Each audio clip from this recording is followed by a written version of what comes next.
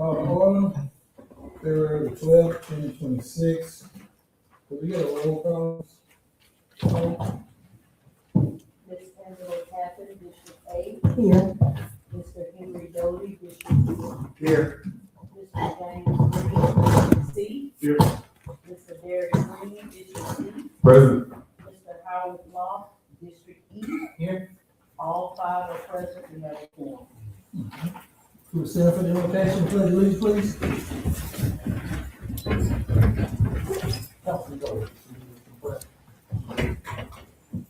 Lord God, we thank you for another day that you have given us. We thank you for the things that you've already done. We thank you for the things that are ahead that we may not know, but we know it's going to be something awesome. Lord God, we thank you for this gathering and allowing us to come together. Lord, I ask that you guide our minds, our hearts, our tongues, so that we may be able to have discussions and make the best decisions for the city of Bastrop, because this is what this is all for. This is about your people. In Jesus' name I pray, amen. Amen. Salute, pledge.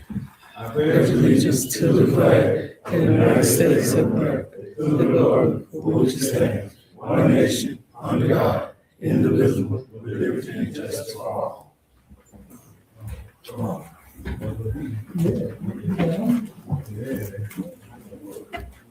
there any agenda modification?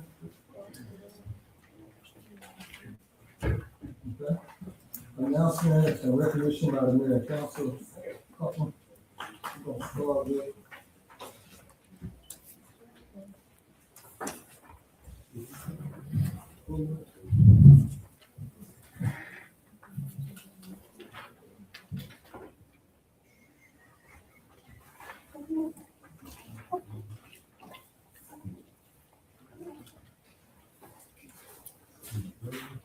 We got some special awards today. Black History Month is this month. I wanted to save for this opportunity to give these two special councilmen their flowers. The Reed's Vision Service Award presented to James Earl Green in honor and appreciation of your faithful service, steadfast courage, and unwavering dedication to the defense of our nation.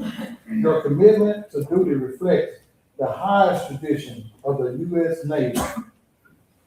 Mark Moore, Senior Mayor, City of Bastrop, Louisiana. Mr. James Green.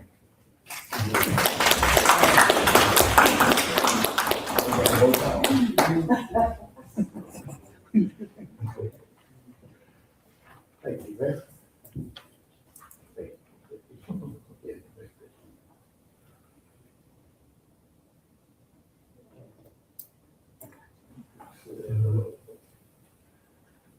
He's gonna play with you.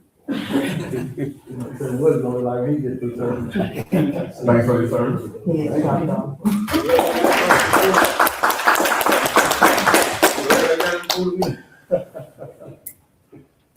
All right.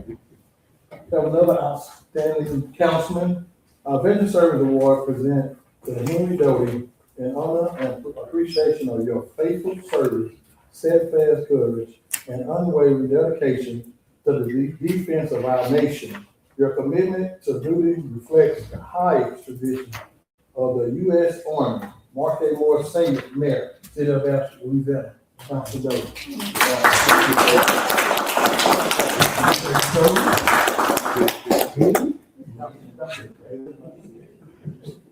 I was in JRTC.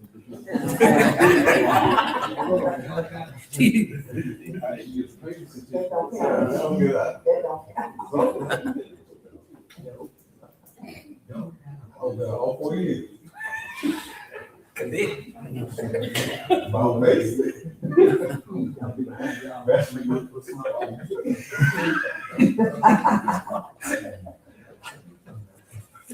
Not too hard, now don't laugh too hard.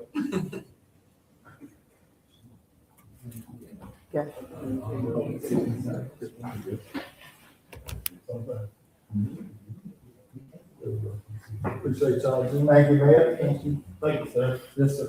May I have one comment? When nurses would come up. All right. You saw it. I got you. Also today, we gonna honor, Mayor Henry Charles Cotton Day. Whereas Mayor Henry Charles Cotton faithfully served the city of Bastrop, Louisiana with dedication, integrity, and compassion, leaving a lasting legacy of leadership, service, and commitment to the citizens of our community.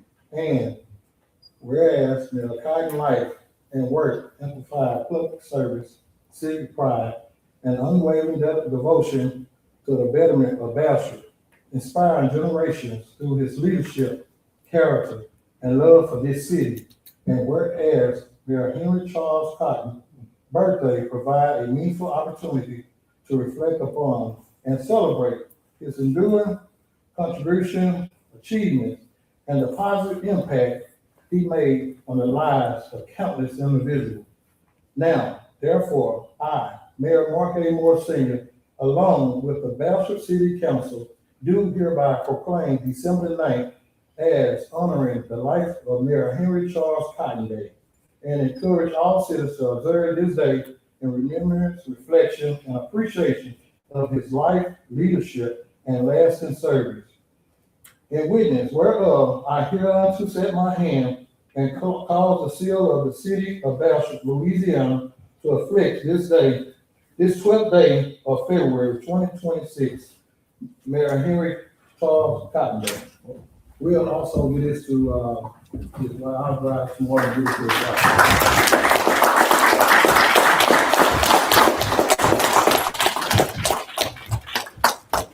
Okay. You have to do that?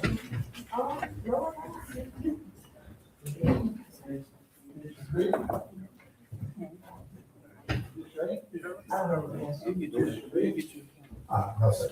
District C,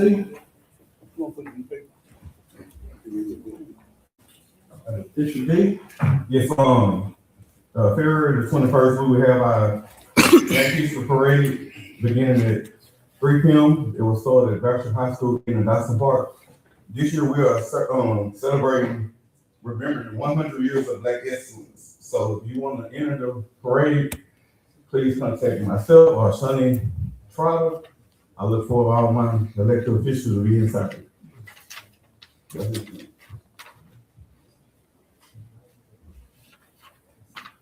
Again, I look forward to all my elected officials in.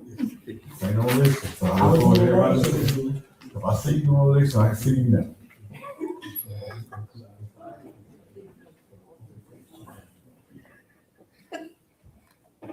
okay. And put up the comment.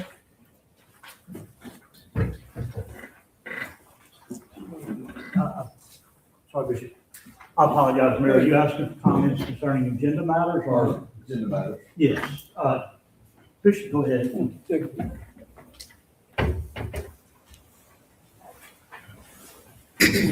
Good evening, how you doing? Good evening. Good, Bishop Charles Bradford.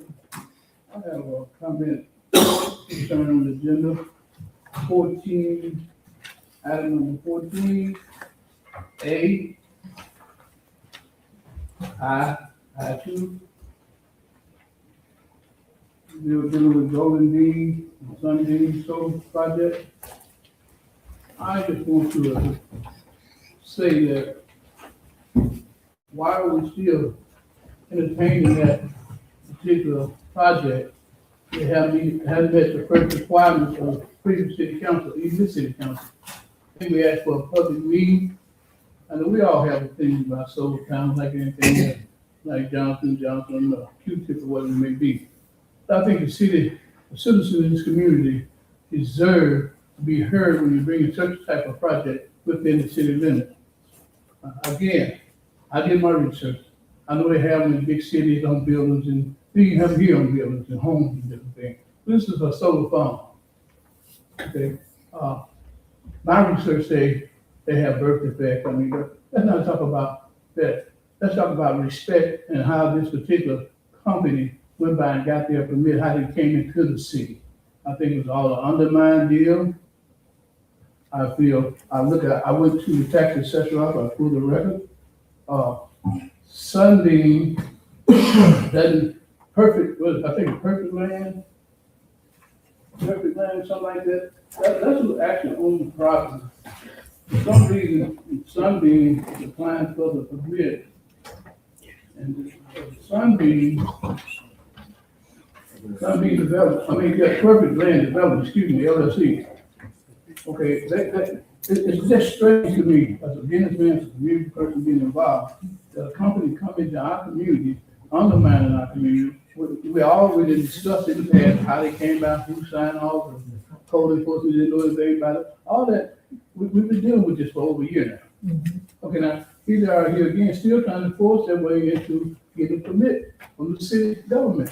They did not meet the requirement that we asked them. When we discovered all the undermining and everything, they still refuse to have a public, community meeting that the public have an input on. You know, someone said dangerous and someone said not. You know, I'm not into the science, but I know one thing, I think the people should be heard on it. And again, the tax they pay on it, let's talk about having another development part of the city.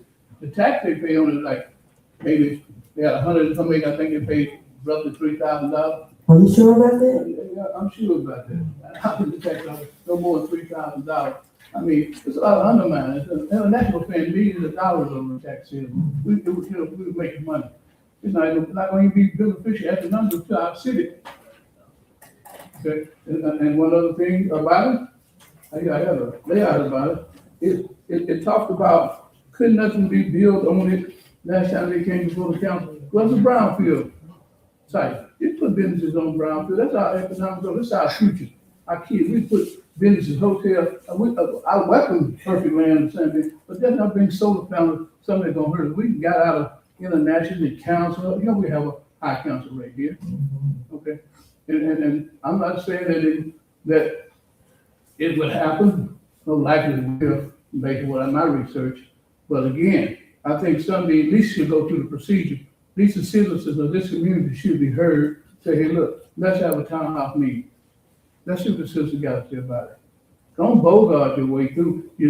We'll ask you to seek work over there. You study coming. You're spending your money.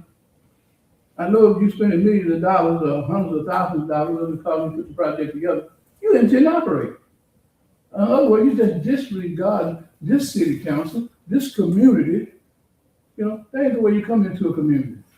And I think it's been very disrespectful. I met with one of the gentlemen at lunch, and I explained to him, say, look, let's take it before this community. Okay, Mr. Brack, I get back with you. So on my way out, so last week, that no show, so I'm gonna get back with you. Still haven't got with you. I really feel this land, this community should have a say about what's going on and what they intend to do there. I mean, it's just not right for them to come in and do what they're doing. And like I said, I don't have anything against solar panels, don't get me wrong. But put right in the heart of your community, your future. Kill your economic growth, because you don't have nowhere else to be. There's no other way you can go. That you've been annexed somewhere. That you can annex. So thank you, and I appreciate you. And I just ask you, don't you barricade out for the lock on. Did you say the name? Did I say my name? How we gonna do it? Okay, Charlie Bradford, 1320 South Washington. Thank you, man. You welcome. Good evening, Mayor and Council. My name's Jay Mitchell. I'm an attorney in Monroe, Louisiana. And first off, I want to apologize to y'all. I'm appearing here in my formal capacity as an attorney, and I'm not dressed for it. No disrespect to the mayor and council. I was not aware that this matter was coming before y'all until about 4 o'clock. So I didn't have an opportunity to get in my lawyer uniform. And look, I'm here on behalf of Golden Bean Sunbeam LLC, the owners, affiliated companies with property, the old mill site, Louisiana mill site on Colliers. Y'all know that way better than I do. And y'all been dealing with this a lot longer than I have. But I saw on your agenda tonight, which had items concerning my client, and it said executive session, litigation regarding solar projects and special use permits. And of course, y'all got two great lawyers here, and I'm sure they told you about executive session. And you can go into executive session to discuss litigation, but that's with some criteria. It's either pending litigation or prospective litigation after written demand.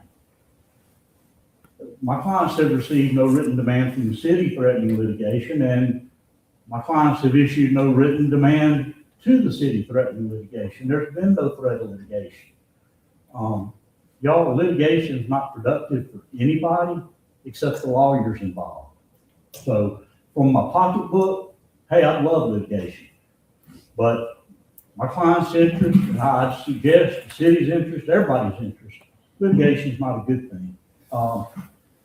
Respectfully, I don't think it's appropriate for the council to go into executive session to discuss matters concerning my client when there's been no threat of litigation and there is no ongoing litigation. Yes, sir. And, you know, I truly, yes, sir, I apologize, sir. Oh, well, keep going. I just want a point of information when you get. That was what I came before y'all to bring up and to say, and hearing Bishop, speak before me, if y'all don't mind, I don't want to take too much of your time, but I guess I will go a little further. And y'all know this better than I do. I don't quite understand where we're at. Because, and I don't, with all due respect to Bishop Bradford, the client came in, went through the process. No, it didn't. Well, so I do know that they went through planning and zoning through the process, and the special use permit was issued on January 27th of 2025. And so they've done that. Now, I know there was the issue where the company asked to change the permit name to one of the companies that it owns. They'll withdraw that. They have a permit. The permit's been granted. Now, I know that thereafter, in May, the council adopted a moratorium on further solar panels. I did ask Mayor for, I think we had sent a public records request a couple of weeks ago that we hadn't ever gotten a copy of that ordinance. So while I was here, I did ask the clerk, and she said it'd be $6. I had no $6, and she told me I couldn't have it. But Yes, because, it's after 5 o'clock and we were shut down everything. I understand. And again, you talked to our attorney, Gary Jones, you could have been asking for it. I understand, but what I was just gonna say, I don't know, without laying eyes on it, whether your moratorium has a spelled out specific grandfather clause, but most do for permits that have been issued, because there becomes an issue when someone has a vested right in a permit and then the law is changed on them midstream. And so I get it. Moratoriums going forward to the future are a good thing. Go ahead. Ricky, did it have grandfather provision? Oh, we talk about time. You gave me some breakfast time. No, it's Okay, but anyway, I certainly understand council's concerns. And for the future, you've adopted a moratorium, and I understand that since this permit was issued and all, the council has made some changes in the planning and zoning process. But those changes are prospective. You can't, they don't reach back. So I think the folks have gotten everything they need, and look, they're here to work with you.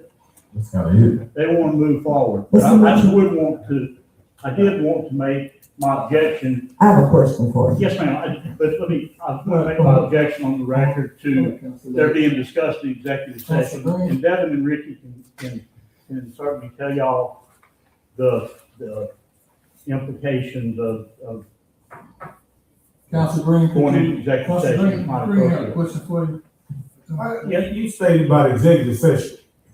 Yes, sir. The council did not request to go into executive session. That's between the mayor, and I'm sure he talked to Devin Jones, which is our attorney. Yes, So if sir. anything was done wrong, you have to talk, the city council has nothing to do with going into executive session. So you might be right, but when you look at that application, I think you need to go back to the beginning, and I'm not here to litigate nothing right now. I know you're the attorney, Yes, but sir. I would strongly advise that you really go and research, because we'll discuss it when we get on down to it. I hope you stay for it. Well, This public since comment right it's now. gonna be an executive session, No, I will. you missed my point. This council did not request an executive session. And you said it was wrong. So if it's wrong, it's got to do, you need to talk to the attorney, which you say you already been in communication with, the attorney and the mayor. Because the city council have nothing to do with going into executive session. We didn't request that. So let's not think that we don't know the law. Oh, I, Point of information is look, Council, these gentlemen here know the law. yeah, because that's, If they knew the law, well, why, you just stated that we just going into executive session with, improperly. So if he know the law, why would we be in violation of the law? This is for the administration and the attorney. Council, Tappan, did you go ahead? Yes, ma'am. Mr. Mitchell, Yes, ma'am. well-respected attorney. But it's things that you're missing, and like Mr. James Green said, you probably need to go back to the beginning. It's a lot of problems with signatures when the permits were issued, so we have grounds. We voted no on this last year. So I'm confused as to why work continues. We voted no. No further movement on any solar farms. We allowed this one to keep going, but any further ones, we did not go for it. Thank you. For the record. just, once we get down to the line item, I have more to talk about, but I want to speak briefly based on just, well, get some point of information from either one of our attorneys when, okay, Mr. Jones. Point of information, can you speak on behalf of what, Mr. Mitchell, spoke about going into executive session? Because we have people watching, so we want to make sure that everybody knows the council know what we're doing. There are very specific things under Louisiana law about what executive session can go into. It's listed on the agenda as an executive session. That's in light of, that was added to the agenda as you see on it from yesterday, adding in there. That was in light of some rapidly developing things that occurred yesterday that came here. And that's when we get to that section, it doesn't mean we have to go into executive session. It means we have an item to do it. We can do it in a public forum. We can choose to do executive session if there was a written demand to us. There were a lot of things flying around late in the afternoon. There's potential that it had been stated that there was going to be litigation over this. If we received a written formal letter, we were going to be able to have notice to be able to discuss it. Being as there's no written formal demand for that, 100% correct. The strict letter of the law is you have to have a written formal demand of prospective litigation unless it's been filed.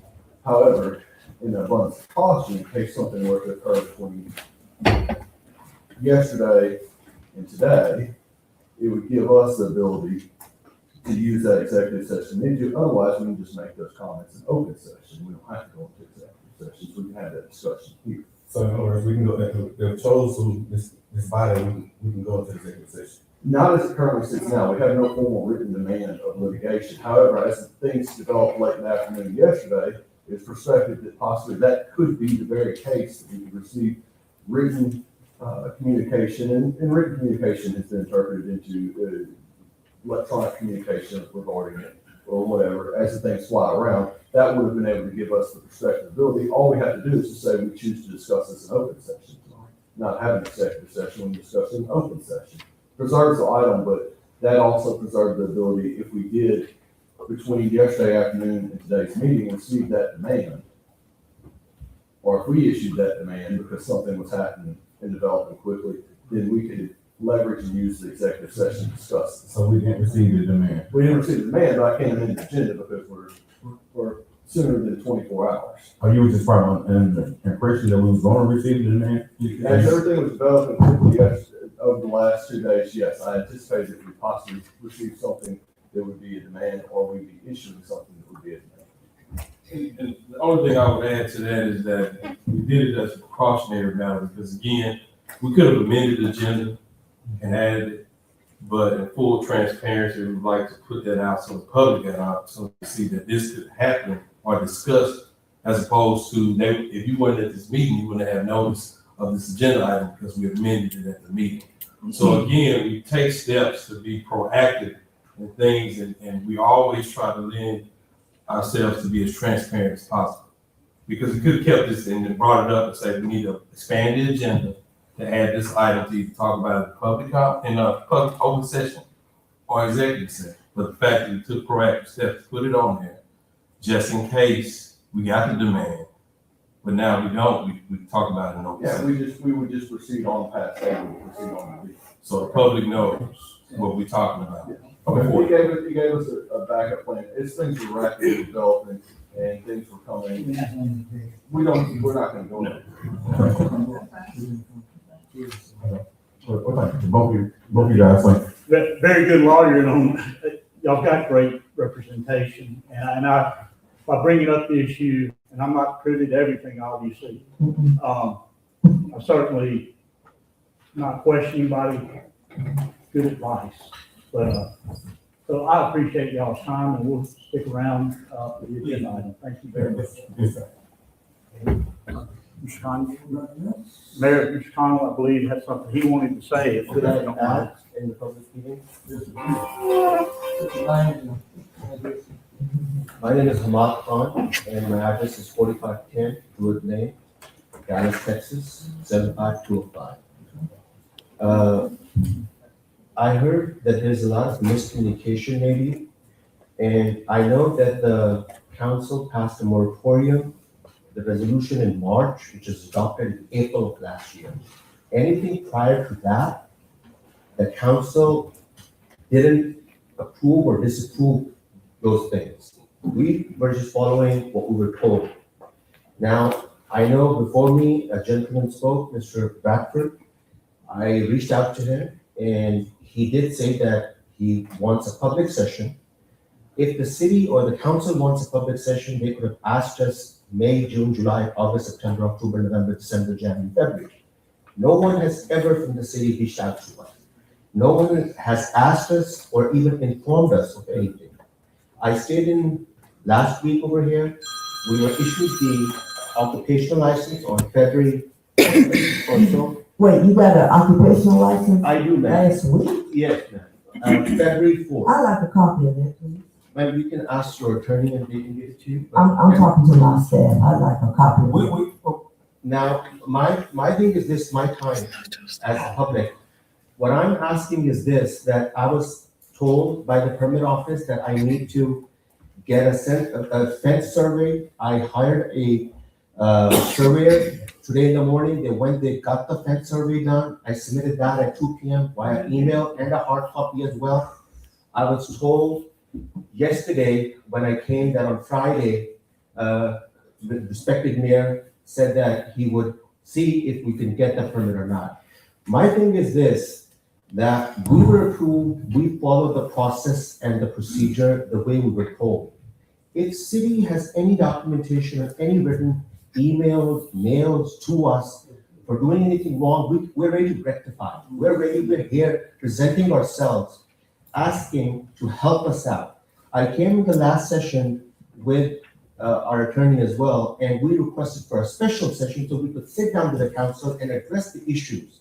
Now, Mr. Bradford was kind enough to tell me that he would run my campaign and he would get the public there, and he would even walk to the halls to see how he would print the ads in his newspaper and how he would gather the public together. I'm ready to do that, but if the city council asks me to do it, not if some citizen is asking me to do it on his own, and he wants to do a marketing campaign on my behalf. Now, as far as their legitimacy of the solar panels, they're everywhere. They're in New York, Manhattan, they are in San Francisco, in downtown, everywhere. So it's not a matter of their being, if they were bad, there would be a law against them.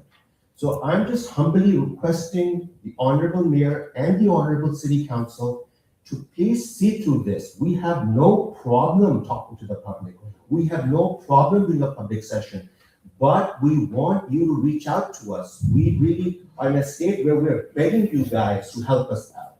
So we got the representation from our attorney so he could communicate with your attorney. We are not going in any litigation. I say this openly. We have not pursued anything. All we're asking is to help us help you guys and tell us how can we accomplish this, that we can make it a win-win situation. It is a private property. It is not owned by anyone. We own the property. We bought the property. It is LDEQ certified. It is a Louisiana certified brownfield site, which $100,000 were paid, 25 by Entergy, 50 by IP, 25 by the previous owners. So those are the facts. All I ask is that you, as the council member, respected council, please look at us and don't mistreat us. You want something from us, you want a special session, please give us the opportunity to come before you guys, but give us a date. Since the last session till this day, we've not been given a date for a special session. And if Mr. Bradford's wish and the council's wish is that we need to do a public forum and go in front of the public and serve hors d'oeuvres over there, I'm ready to do that too. But the point is this, that let's not blackmail us. That's all we're asking, respectfully, honorably. That's what. No, I'm talking about the bishop. I'm talking about Mr. Bradford. I'm talking about the civilian. I'm not talking about the city council. And Time up. I know what time. Councilman Jay Green, point of information. Yes, sir. Last time you was here with your representation, which is Mr. Jay, but somebody, you sent someone here to represent your client. Well, when he was here, they was here, and they said they was gonna bring me and reach out to me and get me the investors. Yep, the person that you had representing your office, they said they was gonna give me the investors. Christina Moore, one of the attorneys in our office, I apologize. I had to be before the Tallulah City Council that night, and Christina agreed to cover. I was already committed. And so I apologize if we've missed something. I believe Mr. Collins got. No, I just have these two documents which I would like to give to Mr. Jones. And I got another point of information Yeah. for you, because, And you said something, I'm gonna you say right there, because I'm gonna ask you. Okay. Something. Do you own the property, do y'all own the property, or are you leasing the property? No, sir, we own the property, we're not leasing the. When do you have the deeds, when did y'all purchase the property?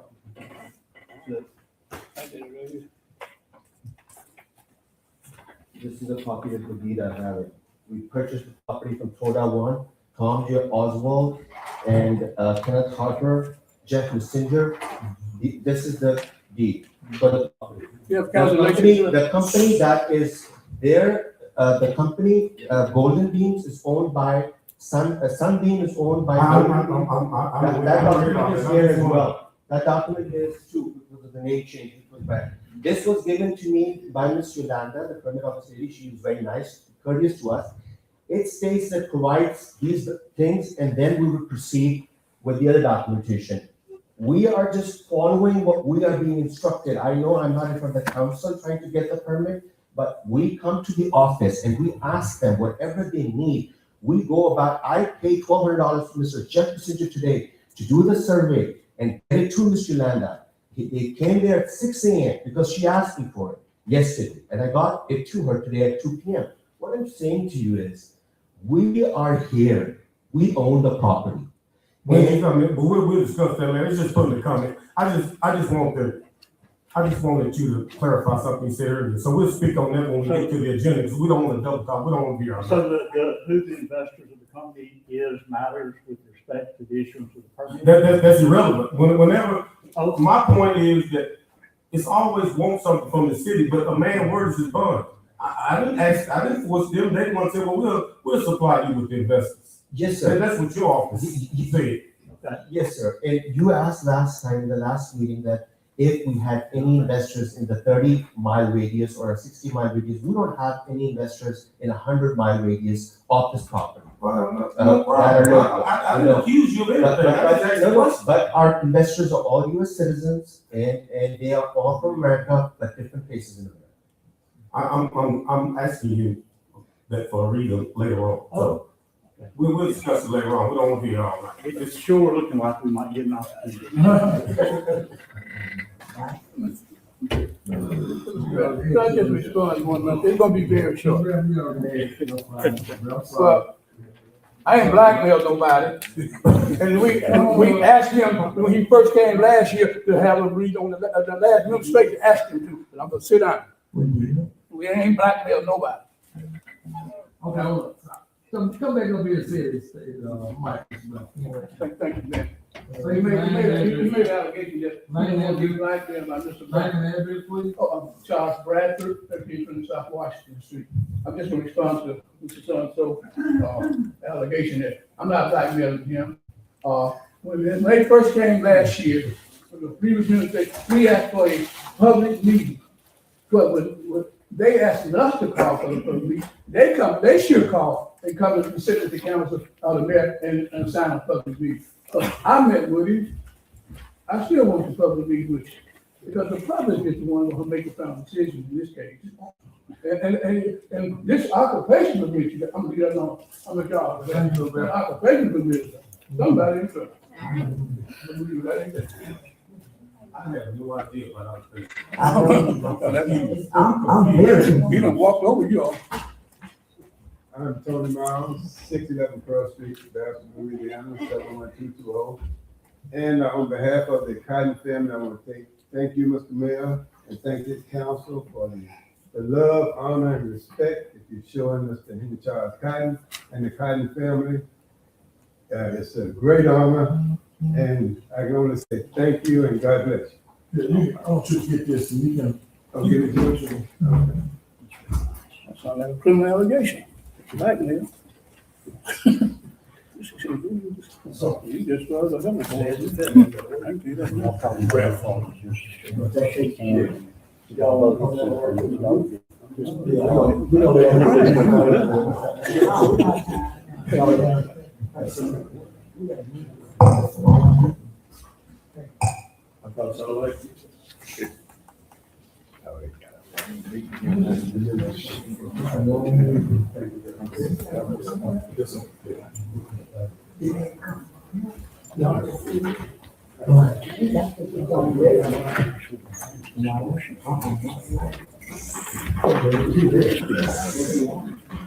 I knew it.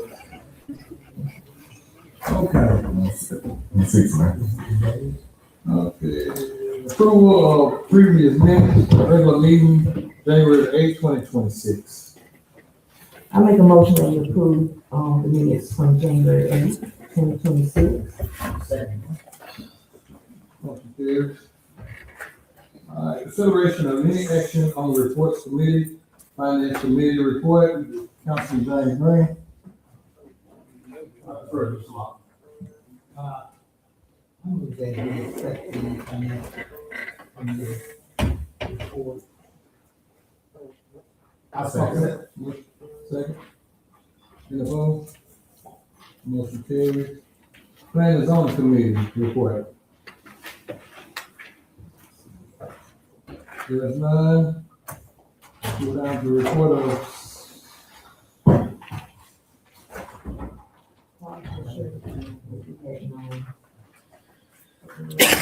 Quality insurance fund, we need to see where we are on that column. I'm gonna find out that in legal on that. There's no report from them, but we'll be report from the legal on that.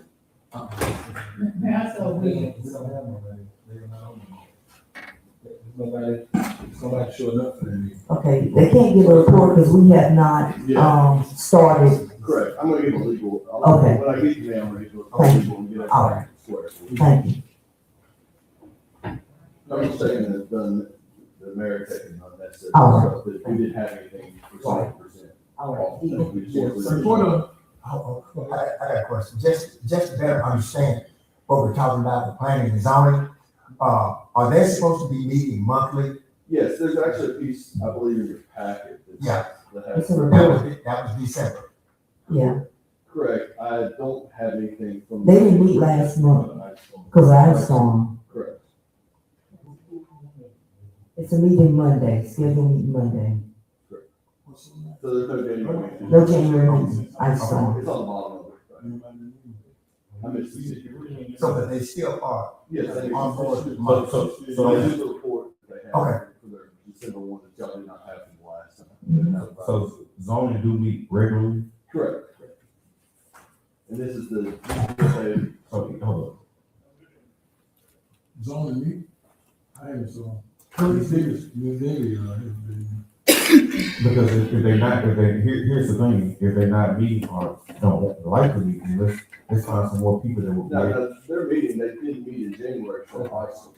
Okay. They met in December, you have the December agenda, whatever. Yeah, well. Man, I thought he said that with these different committees, someone from that committee needs to be here to make that report. If they're not here, then we don't even have to. Yeah.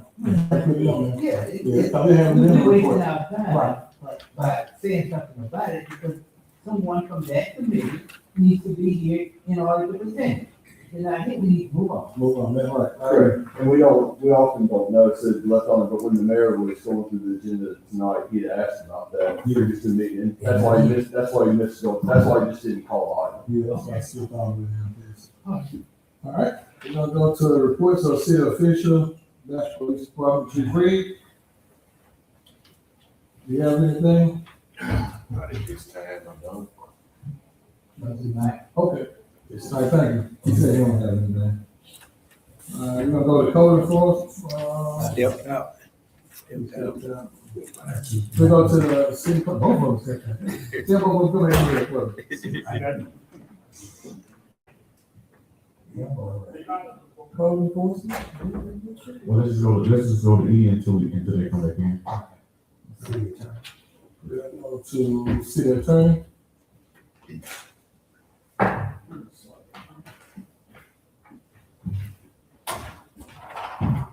Good evening, council, Devin Jones, city attorney. Is underneath here, we have a city attorney, one of the updates I have is the quality assurance panel. It is our panel, we did pick our 2 members from council, our council member, we have the nurse. There, I have talked with the fire chief. The fire chief either needs to be the person present or have his appointee that he wants to be present. Sometimes he'll have a assistant chief will stand for them. I have discussed with the sheriff will have somebody, or he'll have somebody on behalf of his office present. And then the police department will be the police chief or somebody on behalf of his. At that point, what we're going to do is we will, kind of like the planning and zoning is, we'll post the first meeting with with an agenda on a good date for everybody. Probably that first meeting, we can select a chair out of that first meeting.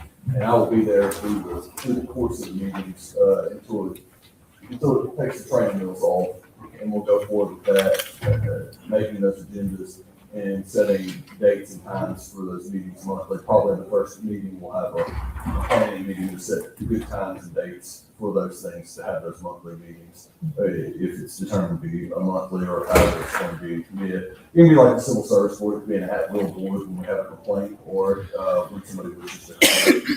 With regards to the chairperson wishes to call the meeting. And so we'll establish one of those front procedures. My hope would, in my intent, the next meeting, we will have our quality assurance panel have met and get the documents out of the way and get that first meeting so we can set the structure within them to go with that. And so that's where it leads. As I stated before, I want to do that panel's established by the contract. And so it's really performed underneath the powers in the contract we have, really performing a contract function, although it is a public board. And so, but that will meet in this room, just like planning, zoning, historic district, anything else like that. And it is with all intent that we will have a report to be given at that time, noting that, the fire chief can be there, Nick can be there, or the council person, council person can be the person to give the report when it comes to the council. We'll discuss that and get it together. But I think we should have our first meeting here in the next, I think, once we can get everybody paid. As long as our son doesn't happen, we should be on track for that. Okay. And so one thing I would say is that on the thing is I would ask that the council would allow Mr. Jamie Mayo, former mayor of Monroe with M5 Communications. He is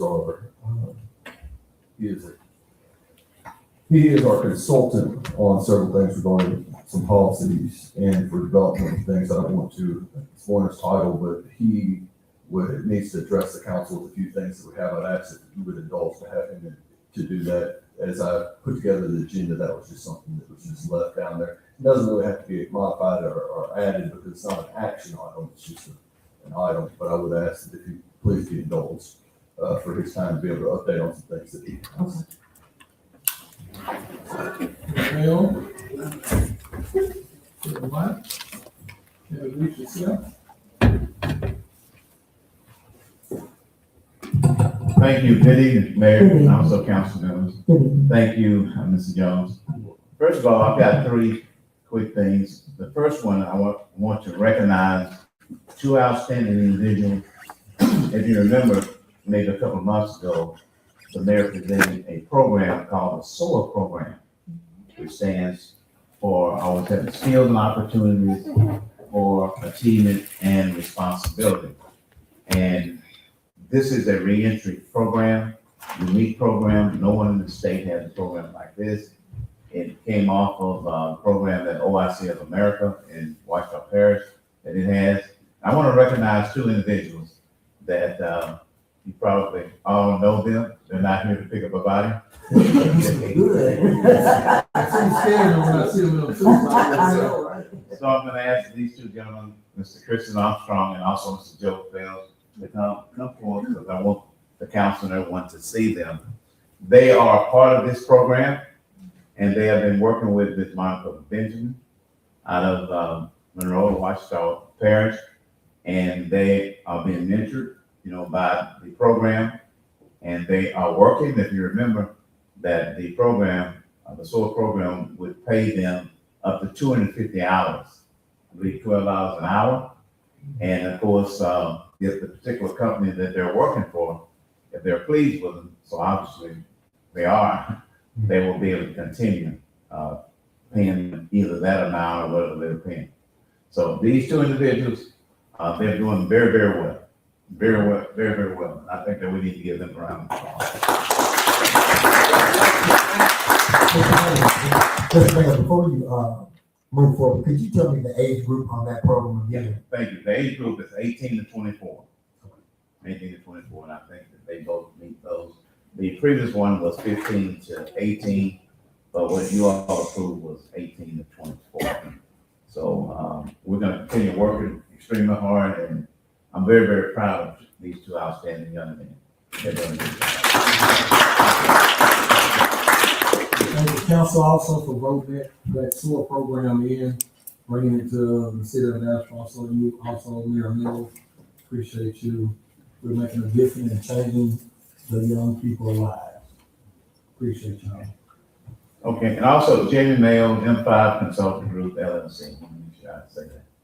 Okay, the other two quick things is Mayor Moore, one of the agenda items that he has as relates to the city of Bastrop, and I believe that the council is very much aware of them, were two roundtables. One was the pastors, ministers roundtable, and the other one was the business roundtable. So we had the first one, I believe it was on January the 30th, Friday, January the 30th. We had approximately at least 20 members of the clergy that attended. Very, very good. And to share ideas and also some questions that they had and also some recommendations that they had. And basically their comments centered around crime, saving the youth, and a number of other things. But the most significant thing that came out of that, in my opinion, was that Mayor Moore mentioned to them that it was very important for everybody to get together, all of the denominations, regardless of denomination, and work together on so many different things, some of the things that they mentioned. And since we were involving the ice storm, the aftermath of the ice storm, and Mayor Moore mentioned to them about feeding what other people were doing. So in the span of less than 24 hours, they had gotten together and organized, and that was on a Friday, and they raised some monies, and they got some other resources, they got some people from the different congregations, and put on a feeding at 12 noon the very next day, at Saturday at 12 noon. Unbelievable. The food that they had Also, the American Red Cross was there. And in addition to the American Red Cross, so many others that were there, just handing out food and just seeing them working together. And that's what it's gonna take for our community to continue to move forward. I won't say to continue to move forward, because there are some positive things that's going on with this administration, also you as council members that you voted on. So I wanted to mention that because that was great. And I know Mayor wants to have some more of those as we go out the year. The second and the last thing, the business roundtable was held this week, this week. Yeah, it was held this week, and a couple of council members were there. Thank you very much for coming. And basically, that centered on shopping Bastrop, shopping locally. And that was brought up several times by different participants. Shopping locally, which obviously increased the sales tax revenue for the city of Bastrop. And there were comments that centered around that. I would say 95% of the conversation in which they talked about that. And also, they also talked about local cleanup, cleaning up the thoroughfares and that type of thing. And of course, I know that's part of the mayor's agenda and also your agenda as well, to make sure we clean up the thoroughfares and also get into the neighborhoods. And so I know that's gonna come. Now, one of the things that I had mentioned to the mayor, if I can find it here, it is a button. And I don't know if the city of Bastrop has done this before, but it's a button that it won't cost the city very much at all, it won't cost anything. But this is a button of another municipality that just simply says to shop this particular municipality, and it says up front to support local businesses.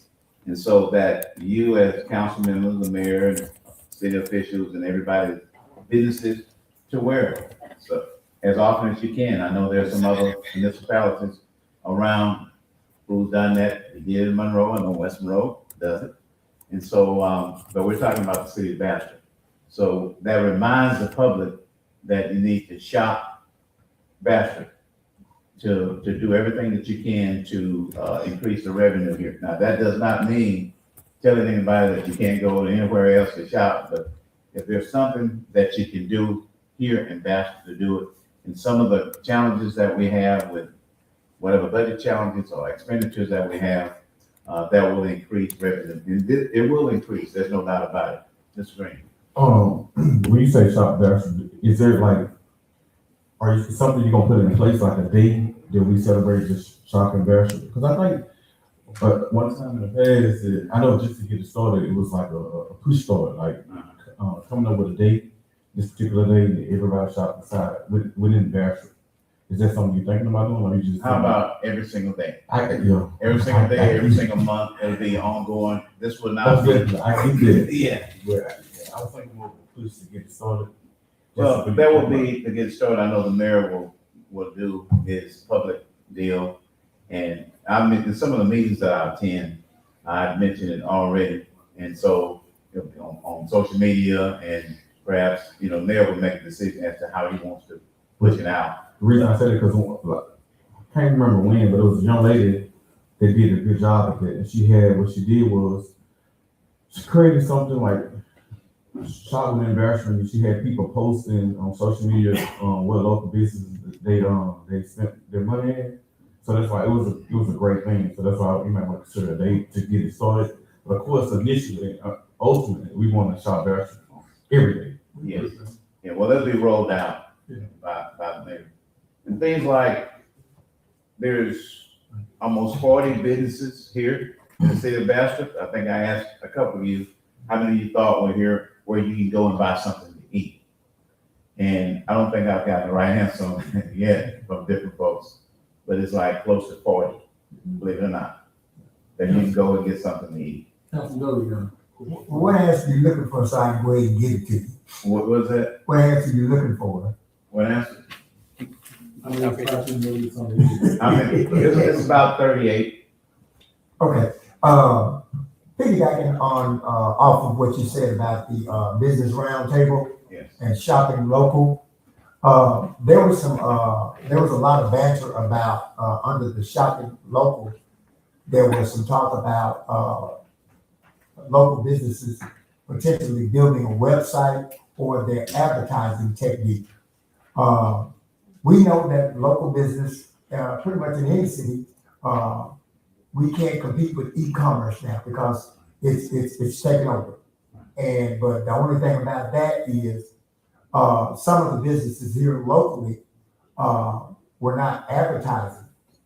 And, I think that would be a way of, letting people know what you have. Because again, if you see a pair of shoes on a e-commerce site for $35 and you go to your local store and see that same shoe, or perhaps can order it out of a book, but it's maybe $15 to $20 higher, then again, that is gonna make a difference. So, but anyway, the biggest part of it is about advertising, and none of the businesses, some of the businesses weren't advertising as needed. Well, that example came up, and I think that you brought that up about the shoes. Very good point. And they do need to advertise, and something, I think someone said that, how do they expect for people to be a patron of their businesses if they're not advertising themselves? Right. And so those are the type of things that we can communicate. Obviously, we can't make them advertise, but they need to do that in addition to expressing the concern that people are not shopping. But from a municipality standpoint, it obviously helps in revenue for the city of Bastrop when we just keep the attention on the fact that we need to, we need them to shop Bastrop as much as can. Now, I come from Monroe, it's my hometown, as you know. As much as I can spend in Bastrop, I do. So, and we'll continue to. Thank you. Okay. And everybody else, shop down to the cost a little more. Think about your gas money you're gonna spend. Just go buy it on, get it on. Thank you, Mr. Mayor. Thank you. Appreciate Go Mr. Lee, go ahead.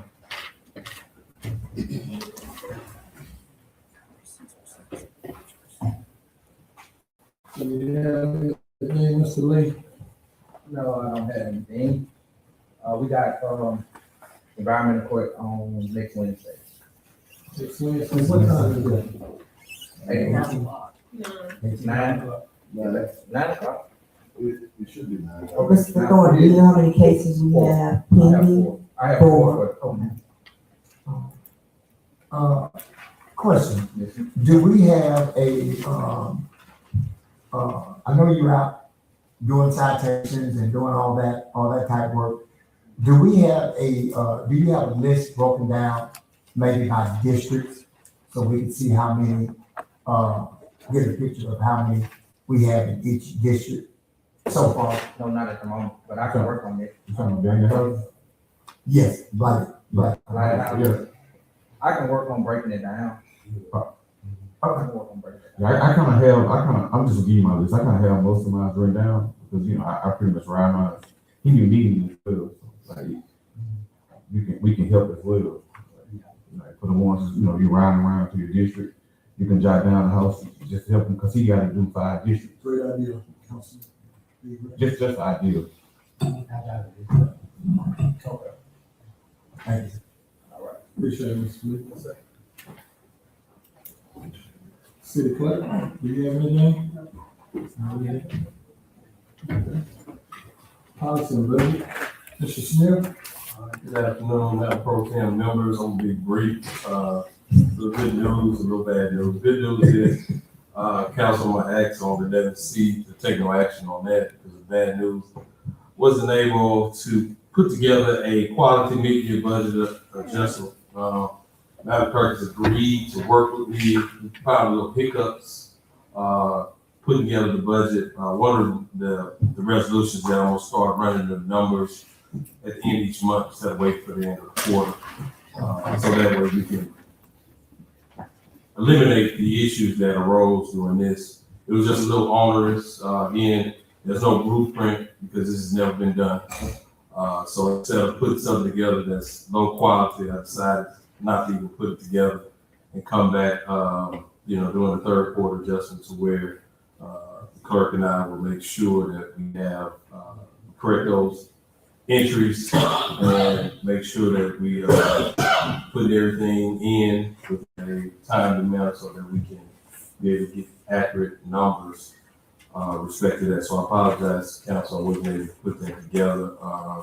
Again, it's a working process, something new, and I think we got a fix to it, and we should have a third quarter budget revision put together, which, you know, I give you tidbits of that as we go through the budget development process, which I'm gonna get with Chairman Green to set the first budget development meeting for the sewer budget. We're gonna start with anticipating either seeing if we can call a meeting that last week of February or the first week of March.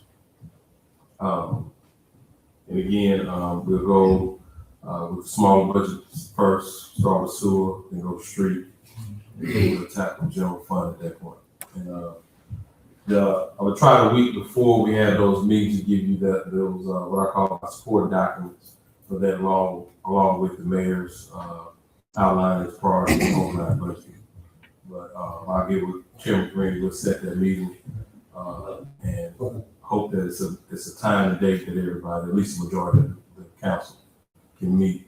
And we'll do that tentatively every regular finance meeting, schedule a budget development meeting as needed. So that's my report.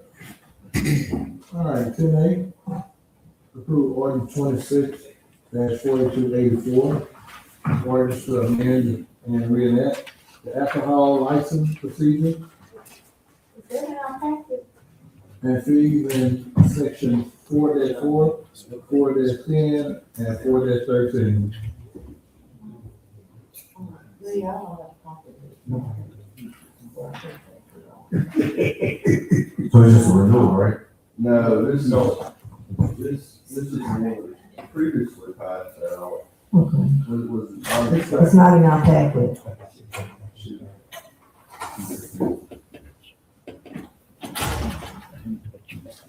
These are the ones we passed out for introduction last time. Yeah, this one is not in the packet, and the next one, B, is coming up, is not in our packet also. You got to write it down, Mr. Ray? You know 2 they want? Or you want to write it down? I'm going to use it. Okay. All right. Hold on, let me get to something. Well, I can get to somewhere since they hadn't reviewed. We can just table it to the next meeting.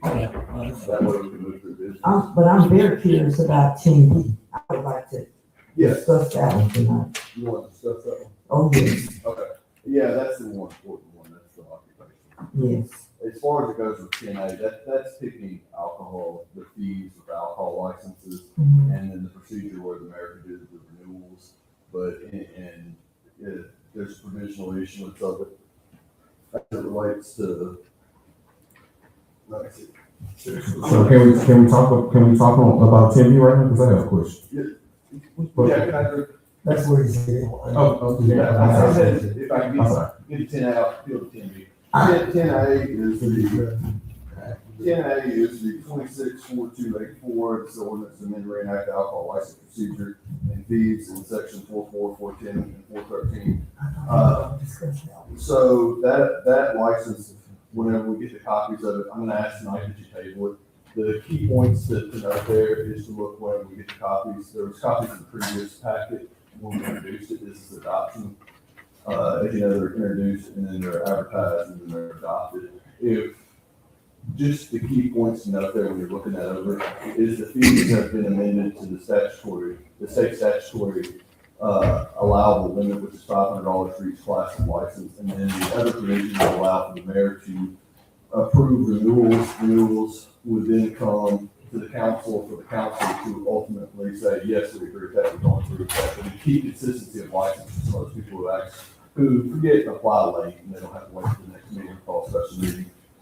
And then y'all would give final approval. He could give a provisional approval and then y'all would give a final approval. On any new license, you'd not be able to give a provisional approval. The new license would still come through the council. There would be no ability to transact business before the council actually met the person who is applying for the license. So just kind of put that in your head. I would ask that we table the 10A. For a second. I say, All in favor? Any opposed? So now can I ask a question regarding 10B? Yeah, it was, with regards to ten B, this is the approve 264285, an ordinance to amend the occupational license revocation and procedures in section 13(9). Yes. So, quick question, for point of information, what's the process of obtaining, occupational license and who sign off on the So occupational license? occupational licenses are issued administratively through the, I believe they're issued through I don't know which member of the administration, the mayor would have to, the chairperson could supply the actual member who issues an occupational license. So, But, go ahead. no, go ahead, I'm sorry. I believe it's either Ms. Holmes or Ms. Holmes is the one who issues it. But occupational license have to go to different departments, right? Different departments that have to sign off on. I'm just, for the ones that don't know, give a clarity. Which department did you have to go to in order to receive your occupational license? So in order to receive your occupational license, there is, I know the fire department one, if I'm not mistaken, right? so the occupational license form that is used has that for signing off, the fire department and for the code department to sign off on. By state law, which is where occupational license laws come from, okay? State law provides what they want. We adopt, it's like traffic laws, we have municipal traffic laws. The state law doesn't require that. I inquired about why that was there on the form. They said, well, at one time, the fire chief, said that there was too many people in a building. And so he was upset, so he wanted to sign off on it because people were upset because there's too many people at a gathering place. Then there was another one about the code. The code has nothing to do with occupational license. But it kind of should. It does, and maybe I don't want to guess where you're going, but can I throw this out there? I'm just going for clarity. Okay. So try to over get though. I think we were in the same boat, because my question is like, let's say it's a retail restaurant, okay? But that's not a retail restaurant district, right? Like say that district's maybe a warehouse district, and you're gonna apply for a retail restaurant district occupational license. Occupational license is only there so that you can log in a business and you can regulate that business. Like let's say it's a plumber, you make sure they have their license, they have whatever they have, correct? It's code enforcement deals with if you actually get an occupational license on you and you're in the wrong district, that doesn't mean that you can go around planning and zoning code, okay, and go operate that business. Now, if you make a mistake and you apply for an occupational license in a district that does not allow that, and you go conduct that business, and then you violate the planning and zoning code. Well, also too, though, if it's a business or operating inside the city limit, they do follow under the code enforcement. Correct, but that doesn't fall under the occupational license, that's code enforcement, that goes to our environmental court, that goes. So are we removing the code enforcement signature or the fire department signature? So in order to amend this occupational license, they have to take a training somewhere. So the form is never prescribed by our code or state law. It's just something that they had done because, and this is where I inquired about why it was there and why this was the holdup. It was only there because as I was relayed that in years past, there was some place that was allowing more people than most to get into a building past the limit that's allowed by the state fire marshal. And the fire chief at that time was upset about why did y'all give an occupational license to somebody who allows people to go in there, so he wanted to sign off on it. But the reality is that complaint should be dealt with through the fire code, not through occupational. Occupational's only purpose is to log the business in, regulate that if you're gonna do massage parlor stuff or you're gonna do gaming, that you have your appropriate licenses to do that, not that you're doing it in the right district. I have a question. So let me Councilman D. Green still. Okay, so with this item being on the agenda, what are y'all the administration trying to amend? So what's taking place on the new process of obtaining you guys want to obtain an occupation license. And so we're kind of getting out of the scope of what this is, and that's why I was kind of saying we may want to table, but I understand the imperative. Here's the imperative. This ordinance is only amending that very small piece of it where we can revoke an occupational license. This is dealing with what we had, is where we have problem properties where they're violating, planning and zoning code, the beautification ordinances, or Form Code Act, although we have those properties that are owned by businesses that have an occupational license. Currently, the only way we could revoke that occupational license is held by, let's say, for instance, a company that has a bunch of properties, maybe a couple dozen of them, that they don't keep up. So, The only way we can revoke it is if they violate a criminal ordinance. so you're saying we only amend being able to revoke the occupation license. So obtain an occupation license is gonna be the same? Yeah. So ultimately, who have the last signature on the occupation license? The only person who signs off on an occupational license is the process for an occupational license is that you come here, you fill out all the information that's required, you go to the sales tax place, she signs off that you've received your sales tax account, okay, or tax account.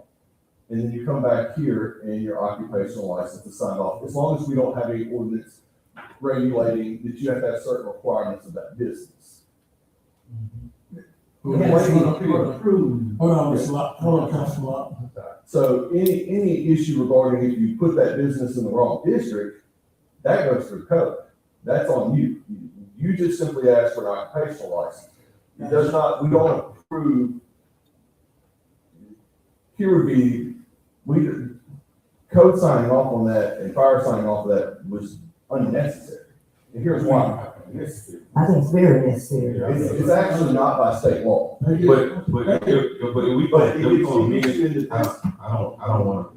I don't want coal off property either, if we gonna go to.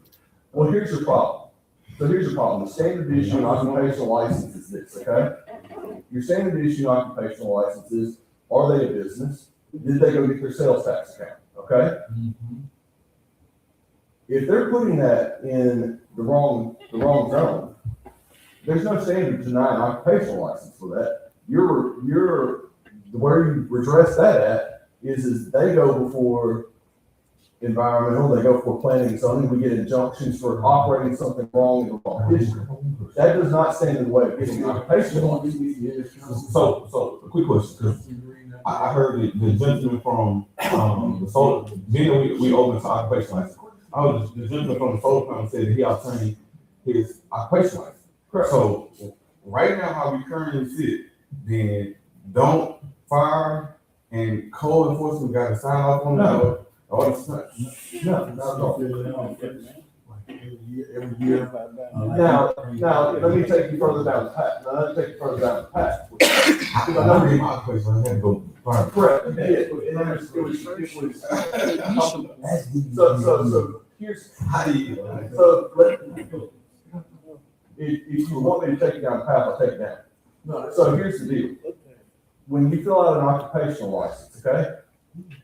It doesn't, if code were to sign off on that, then here's the problem. If it's activity that's violating that, there's no way to deny somebody because you say that's the wrong district. Where you go to on that is you go through your planning and zoning code that they're operating a style of business in the wrong area. Occupational license doesn't sanction your ability to perform activity in the wrong area. And you can by your own mistake, let's say, so here's another example. Let's say you had, I'm trying to think of something. Let's say you had a business in only a residential district, okay? The reason I'm asking, because when we speak, because I asked you right now, because we had a young lady come here wanting to get transition building, and she had to go before the fire department to get signed off on it. So Tim at the time didn't want to sign off on it because it wasn't to the specs. So what I'm asking you now, because he just received an occupation license, did Tim was able to sign off on the occupation license? Because how I see it now, Tim had to sign off on the occupation license. Tim does not. There's no, even under this administration, this young lady came and tried to get the transition building. Tim himself said he wasn't signing off on it. So what I'm saying is, how, at that moment, Tim was able to sign off on it before she was able to get her occupation license, so you telling me now, he don't have to. That's because, look, what I tell you is exactly what you just said. The occupational license wasn't what's standing in that young lady's way. What was standing in Tim's the signature was. correct, because at that time, So they that's- thought that the fire had to sign off on it. Fire was unable to sign off on it because, here's why. Can I talk to you then? Yes, but it's a mixing. I asked you, I said, hey, we trying to help this young lady out. The two young ladies came here. You're mixing two things. No, it's order to get an occupation license, the same thing. I mean, different situations, different people. Well, you keep talking or I can talk. We both be talking. Did she get the occupational license? She did. Here's the issue. So we're gonna move on to the next So council. here's the issue with that. When they asked him to sign off on it, that's when it starts the inquiry. And I started looking into occupational license. Here's the issue with that. Tim can't sign off on it because technically underneath the building code, she was violating it. So if you're asking Tim to sign off on it, yeah, she's violating the building code, so he's not gonna sign anything that violates the building code. The building code has nothing to do with the occupational license. It was a mix-up from years ago. Mr. Jones, could you give, Councilman Jay Green, we gotta move on. Jay Green, you got the floor?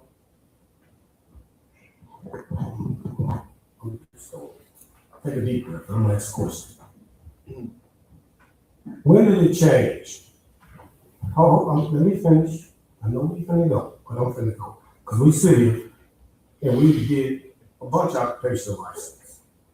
You was the attorney during the last administration. I'm saying what changed between the other people and this mysterious occupational license that was issued this week? What changed? What criteria changed? I see what you're saying, and I'm gonna say what Donald John Kennedy said. My mom raised some boys, and if she raised a fool, I ain't one of them. So back to what I'm saying is something transpired between us denying other people occupational license, and now what changed in the process? I see what you're saying, it didn't have to by law, but it's been through 2 administrations and we've been doing it like that. So what changed this week? These people were willing to sue you over it. Well, hey, that's what we got attorneys for. Yes, and your attorney made a ball call, which is that the law. So with the other people we didn't give occupational license, they can sue us too, because you turn them down. I didn't turn them down, I don't make that decision. But yes, they can sue you. We can sue. Yeah, we knew it had to be. Yeah, Councilwoman Tappan. But we knew it had to be something. That's where somewhere down the road, years ago, they mixed the two things. We need to be fair, firm, and consistent. What we do for one, we have to do for all. When we start looking at loopholes to help certain people and don't help everybody, the city is sure in line for lawsuits because of that. You have to be fair. Whatever you do, be fair. And I will say for the record again, when I voted last year, my vote was no more movement on the solar farms. That was my vote. So I don't understand why we still have a movement. I'm confused. That's it. They also understand that the occupational license is issued for that thing is simply the one that they've had previously before. But they shouldn't have got it before. Paperwork was not right. No, signatures, nothing. It wasn't right. that's not the occupational license, that is the special. So we gave him occupational license and the paperwork's not right. And we know what he's talking about. No, that's not, you're mixing two things. The paperwork that's not right is the zoning. The occupational license is separate from that.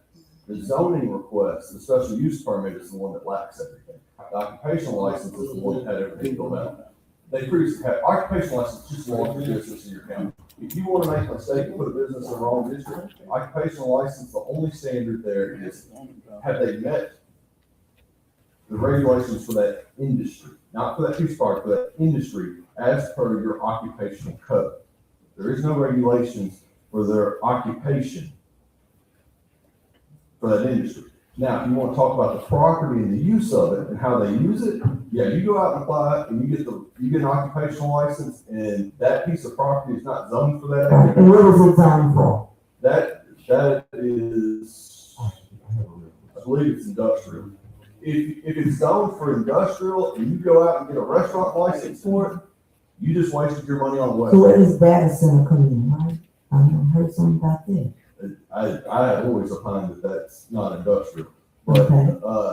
that's, I'm hearing something about the data center. but what I'm trying to tell you is that occupational use of the land,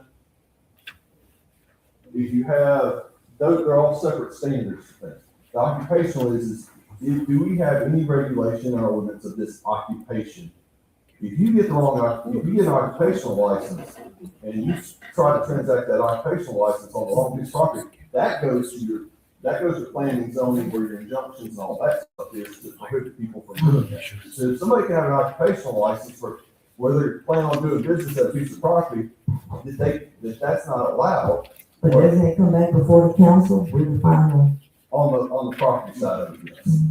On the occupation side, it's just logging for sales tax purposes and regulation of the occupational industry, not of the use of the land. The use of the land, ultimately, if you use that property in the wrong way, that goes to the planning zone, which now all that stuff comes through you, that special uses and things like that. This is just, they're logging their business. Do we have any regulations regarding that? But we don't have any regulations regarding that occupation. I say that before we don't have anything regulating solar stuff other than our moratorium for special use permits, which would be to the land, not to the occupation. That's it. It doesn't give them any special right to do anything with the land they couldn't do. Only that zone. So if they're industrial, they have to stay to the industrial activity unless they have a special use permit. Thank you, Mr. Jones. Let me go back again. I'm gonna try to be as brief as I possibly can, and I'll ask you to do the same. I keep hearing something about the businesses in the wrong district as far as occupational licenses. Listen, that if there is a business operating in a district that is zoned for something else, then somebody has made a mistake somewhere from the very beginning. That should never happen, because if somebody or a business person or somebody comes up for an occupational license and they're asking to be zoned over here, but what they're really supposed to be doing is over here on the other side, and they get a license, that means somebody in the administration made an error. Because if that business person comes up here for that license, then it's our job to let them know that no, they can't do this at this certain spot right here. So there is no way to proceed on that. So I'm not understanding how that can happen. So I think we're in the same boat. So there's nothing by state law, which is where you get your occupational codes from, okay? There's nothing in state law that prevents somebody from doing that. Yeah, ideally you would say, hey, look, I understand you're getting an occupational license here to perform business, okay? Right. So the sales tax can't. You understand that if you transact business at that piece of property, you're going to be in violation of the zoning. Right. And that's where you go to zoning. The use of the specific property for that purpose goes to zoning, not to occupational. So are we in the habit of giving people an occupational license or permit to operate in a district or area where we know there's going to be a zoning conflict? Not that I'm aware of. Right. But I'm aware of very few occupational licenses because it doesn't pass through the legal. That should be the answer every time. And ideally, you would say, hey, you do understand, I can't stop you from applying for this, but you're going to be in the wrong area. Right. Now, I understand planning is the code enforcement may show up on day one and say, hey, you need to get a special use permit before you do anything here. So we need to be more proactive in letting people know, hey, this is not right. We have a problem with this. Correct. But if you have your code enforcement signing off on an occupational license, and the standard is, did they follow the occupational code? Then the argument can be made that you also approved it for possibly zoning. That's why you don't want your code enforcement planning to sign off on the zoning aspect of it, because The standard to issue an occupational license is different than the standard Right. to say the business fits the land. Okay, gotcha. I got another one real quick. Listen, part of the, and this is the first part of the, discussion about, zoning. There is also a change to the ordinance, that I didn't hear, but I saw on paper and we discussed it. Part of the change is gonna be, in the revocation part of it. Yes. If it falls outside of a certain beautification, certain, environmental, thing, but they were just doing things that they weren't supposed to be doing at that property. That's in the new, revision. That's the only thing this thing covers. The rest of the stuff is not related to it. This covers only the ability to now have a revocation procedure for properties who violate health and sanitation and your beautification ordinances. Right. And have, And, yeah, the other stuff is ancillary to it. and who would be the decision maker on whether a company or a business falls outside of that? So that comes. So we can be that clear. That comes to the council for a hearing. Okay. That person is issued a notice to appear and show cause why their license shouldn't be revoked. They're given specific reasons and instances, and then they show at the hearing. The hearing will be presented before this council, and then the governing authority would, majority vote, take a vote as to whether they wish to revoke it, whether they wish to revoke it for a time period, or revoke it for forever, and it also limits them from just transferring it to a related family member, if they wish. Thank you, Mr. Jones. Do you agree? Okay, I just got one question. When we look at this ordinance that we're about to pass, I think we need to look at it closer because we get two things mixed up. We're talking about two different things. Yeah. This ordinance right here, you better read it in depth, because when I read it, it's dealing with the criminal penalties of it versus, you almost just gotta be convicted of a RICO in order to revoke somebody's license when he finished. And I'm going back to the other part of it. Now, when Chief Reed comes up here every month and they ask for liquor license and all that other stuff, and occupational license and stuff, when they did the liquor license over on North Washington, South Washington, somewhere, and they wanted, they had to be approved to get certain things. Did they have occupational license before they came up here? The liquor store on South Washington. They would have to have an occupational license for an alcohol license. You always have to have. I'm just asking a question. So, I'm glad you answered that question. So somebody gave them an occupational license before they got the permit. So this administration have given those persons right there an occupational license. Yes, they made an application for an occupational license. There is nothing in our code regulating the occupation they have. They meet the standard, the denial of which would be simply arbitrary. There's no basis to deny it. I'm glad you said that. So you're telling me now, because we turn people down. So people come up for occupational license, there's no turning them down. You have to give it to them, and then if they fall out of the scope of the code enforcement, and that's when you take action. That really don't make sense to me, but that's basically what you're saying. Somebody come apply for occupational license, you have to give it to them based on your assessment. Unless you have. Oh, no, I'm based on your assessment, that's based on your ordinances, this is since the sixties. Well, you've been an attorney ever since I've been here, and we didn't go by that. We just switched up in the this is the first time that we applied this. How many occupational licenses have you voted on? None. Exactly. If I may, You haven't voted on it, did you?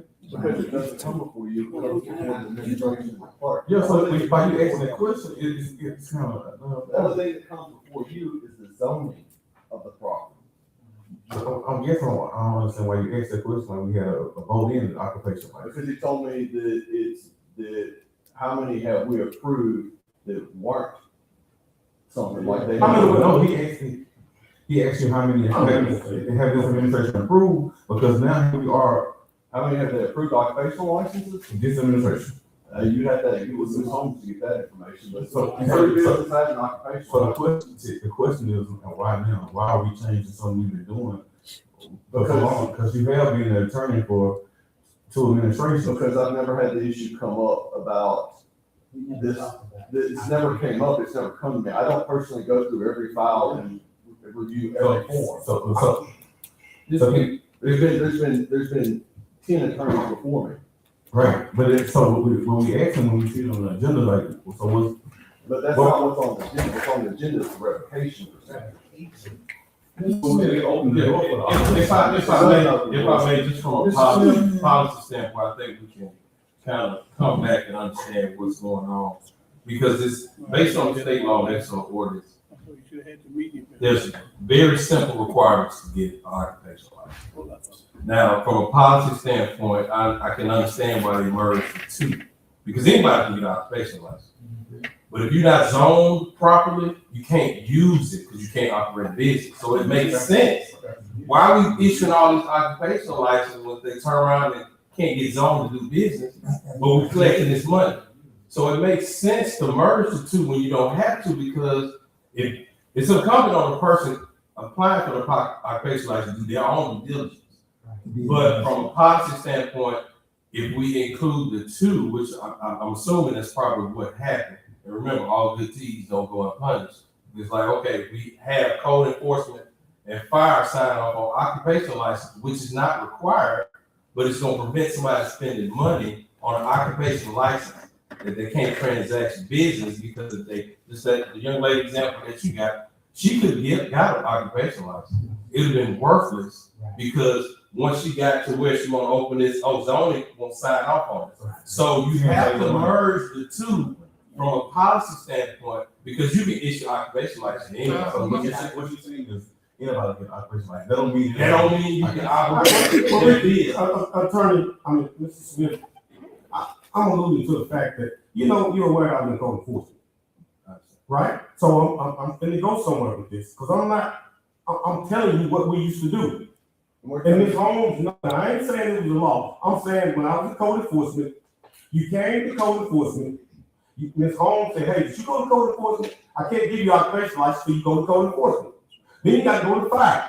And then you come back to me. And if you didn't meet those criteria, she said, I cannot give you an occupational license. Am I wrong? Right. And the thing about it, she should have used the wrong language. She said, I shouldn't issue one because you couldn't do your business that you want to do. But I it's can still issue denied. It's probably, to me, it should have been denied. Because why would you pay for an occupation? Well, that's been going on for 50 years. Because it makes sense to merge the two. Because why would I issue something you can't use? But I want all this clarity because I don't want nobody to think that I know what I'm talking about. Right. That's the process that's been going on ever since I'm saying I the language should have been different. The language should have been different. Like, I wouldn't advise you to apply. I need some clarity, so I just don't like Mr. Gray don't know what we talking about. I know how we did it. The language that y'all used when denied it, it should have been denied. It's like, look, we can issue this, so you ain't gonna be able to transact business because you can't get approved by code enforcement or the fire department based on what you're trying to do. Also, because now when you see it on the agenda for the first time, we gotta ask those questions. Right. Because we have these people been turned down from occupational license. Now, what you're saying, now you open the door, that we open the door for potential lawsuit. Anybody. Correct. But you can see if you issue a license that it can't be used, it's kind of which one is working, which one is less risk averse. Denying somebody an occupational license, which you shouldn't have denied them. You should have told them you can get it, but you won't pass code enforcement, you won't pass inspection.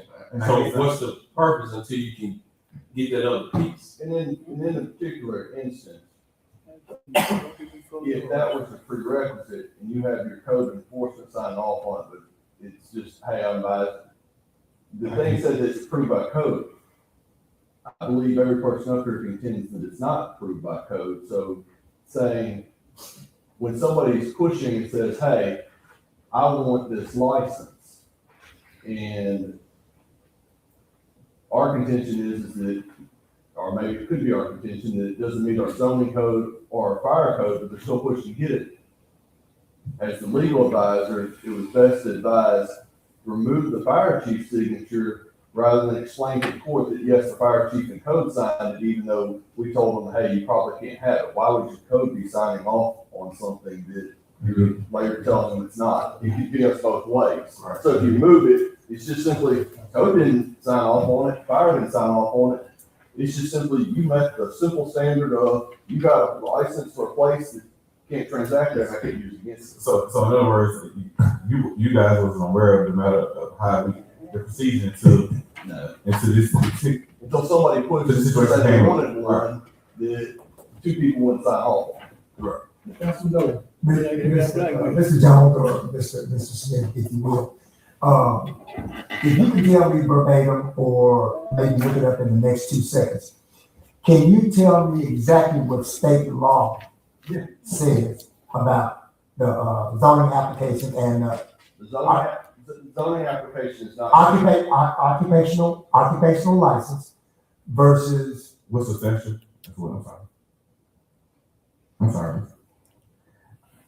and that always clears up a lot of stuff when you have exactly what the state says about it. If you can give me 2 seconds, I can. Yes, sir. Can we give him 2 seconds, please? Councilman Green.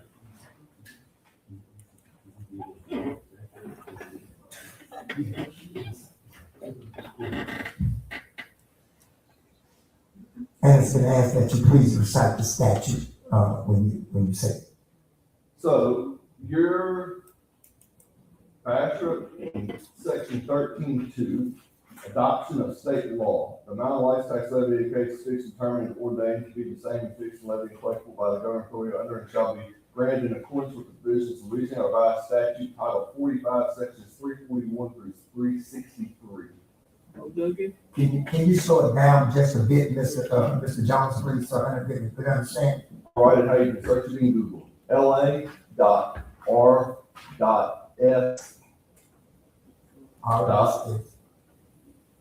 Space 45:341, continuing through 363.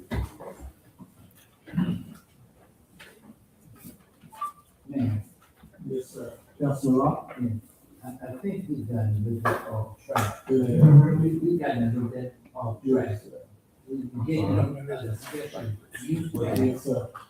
and the occupational license. This is just a revocation. Yeah, and this is all just revocation, revoking a license, not issuing a license. We got way And off so track.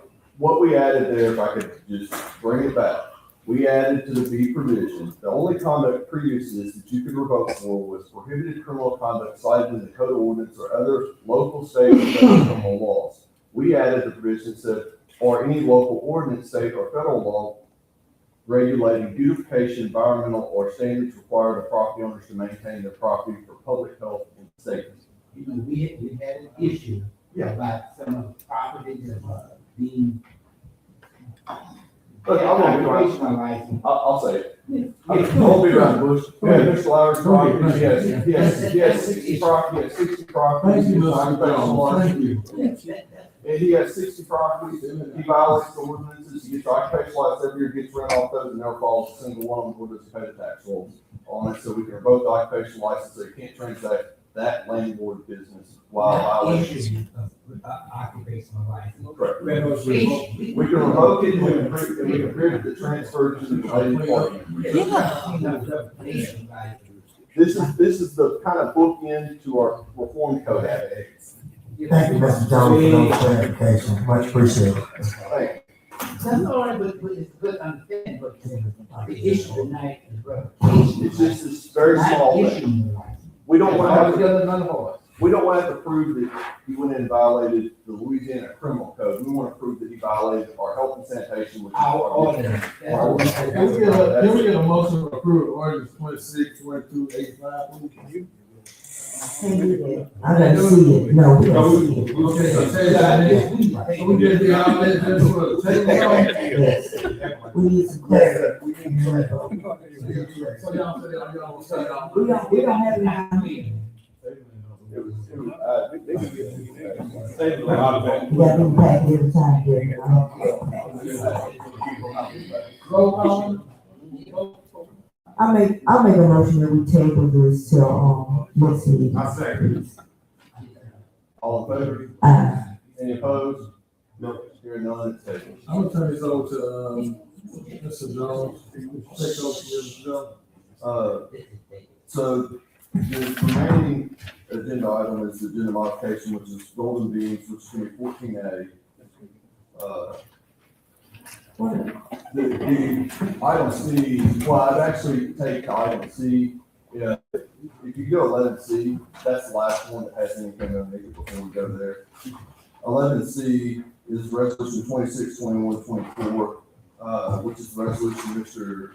Smith was going to promote about the budget. I just ask that that'd be just removed from the agenda. Take no action. Part of the day on it. So I just asked to be tabled until we table until Mr. Smith is able to present that at a later date. Okay, well, I'll make a motion that we table, resolutions 26, 21, 26, 21, 22. We'll just do 20, we've done those already, it'll be 26, 21. Okay, I'll make a motion that we table resolution 26/21/24. I second. Thank you, Ms. Stafford. Any discussion? None, all in favor? Any opposed? Thank you. Okay, that brings us down to, the other items, when there's items on the agenda that don't have anything underneath them, just to move through quickly. So item 14A, Golden Beans and Sunbeam Solar Projects. This matter was added to the agenda afterwards, that's why it's under agenda modifications, as always said, I'll put the date that it was added. This matter, as regards to A1 executive session, as I previously stated, we do not have any written demand for prospective litigation or any litigation filed in that matter on our side or their side or anybody's side with regards to that. So I would ask to pass that matter to item 2, 14A2, which is the item approval, the request to engage outside law firm to provide an opinion on solar projects and special use permits. I have comments. So I want to comment. if I could put a Go presentation ahead. before. Go ahead. So, or I could turn it over to the mayor. Yeah. I asked Mr. Jones, well, actually, I told Mr. Jones that I would like to offer you all the right, or let me get a chance to get another attorney, the legal side of the solar panel. So if it's me and Mr. Jones, I don't want nobody thinking Mr. Jones doing something wrong or myself, since we are the administration. So as y'all are councilmen, if y'all give me the right to go outside and get legal advice from another attorney, it might be wasting your money, it might not, because we have a legal attorney right here telling us, and he got all kind of people he can ask. So if y'all, but my thing is, if y'all want me to, I will do it. Mayor, I have a comment. I have a comment first. Mr. Brown. Mayor, I don't think this has never, ever been about that we don't trust Mr. Jones' legal opinion. That has never been the case. Not only Mr. Jones, myself as administration. Okay. Yeah, I'm just putting it out there. The thing is, we did a vote. Roll call, we can do roll call. Our wish was no. I think it was 3-2. So why would we even move any further on this when we have already voted for the record? It should not even be a discussion. We should not have to even think about outside counsel, because this council has expressed their wishes already with a vote. It should be the end of it. I guess, oh, sorry, go ahead, Mr. Jones. Mayor, if I can, Ms. Stafford, can you or somebody, on council, the administration, that vote was taken before I came in on the council. And what I'm asking for is more clarity on what was actually voted on. That way, ourselves and the public can have a better understanding of what we're talking about, because we say a lot of things and maybe only we understand, but I would like for everybody to have a clear picture about exactly what was voted on, because again, you have the moratorium, you have, what else is at play with this project? There are several different areas concerning this project, and when it came down to the council voting on an issue, that's not clear. So if somebody can kind of clear it up exactly what was voted on to hold this project up or whatever, can somebody clarify? And I understand what you want to know that, Yeah. Mr. Doty, I can understand that, but at the time, Bishop Bradford was in your seat, and he voted for District B at that time, so that vote stands. No, I'm not talking about the vote. You just want to know what it includes. Inside the vote. Okay, all right. No, one more thing, and also the reason for it to seek, another attorney, legal advice, because this was done under the last administration, and some of y'all up here, and I understand that, I'm new at it, I've been here since July, I'm tired of kicking the can down the road, so if we feel like that's the way to go, I'm just tired of kicking this whole, whatever it is. We need to come to an end, and the meeting lasts 3.5 hours every time, for no reason at all. So y'all are everybody people, so am I. I'm trying to come up with some kind of answer, if we can't move on with this attorney we have, and myself, reach out to another legal attorney, if they tell you the same stuff, then I don't know. They are, but we Well, that's all I'm putting. We voted. Well, I think, first of all, thank you for even, giving us the option to seek another attorney, but what's confusing me is that our same legal attorney that we have now, everything we did is supposed to be legal. So what are we questioning legal for? And If I don't mind indulging it to kind of explain the process, because I agree with every person that sat up here. I agree with Ms. Tapper sat up here and said that they voted the moratorium in, which was the no. I agree with Mr. Cody that there are a lot of moving parts in our contract. I also agree with Mr. Green and probably the other members that, yes, I gave a lot of legal advice about this and how to get here and even drafted the moratorium. Now, I would, if I could have 2 seconds to say, the parts that is hard to describe, to go back to Mr. Doty, is this. As I'm advising you, we've all discussed before, and in, not so much in this administration, we've had previous issues with administration. It would always feel like, I advise everyone, and it's an odd spot to sit in because I represent the city as a whole, represent all the officials, represent the employees, hold a lot of people's stuff too, a lot of people call. That said, the parts that I was advising on were what I knew.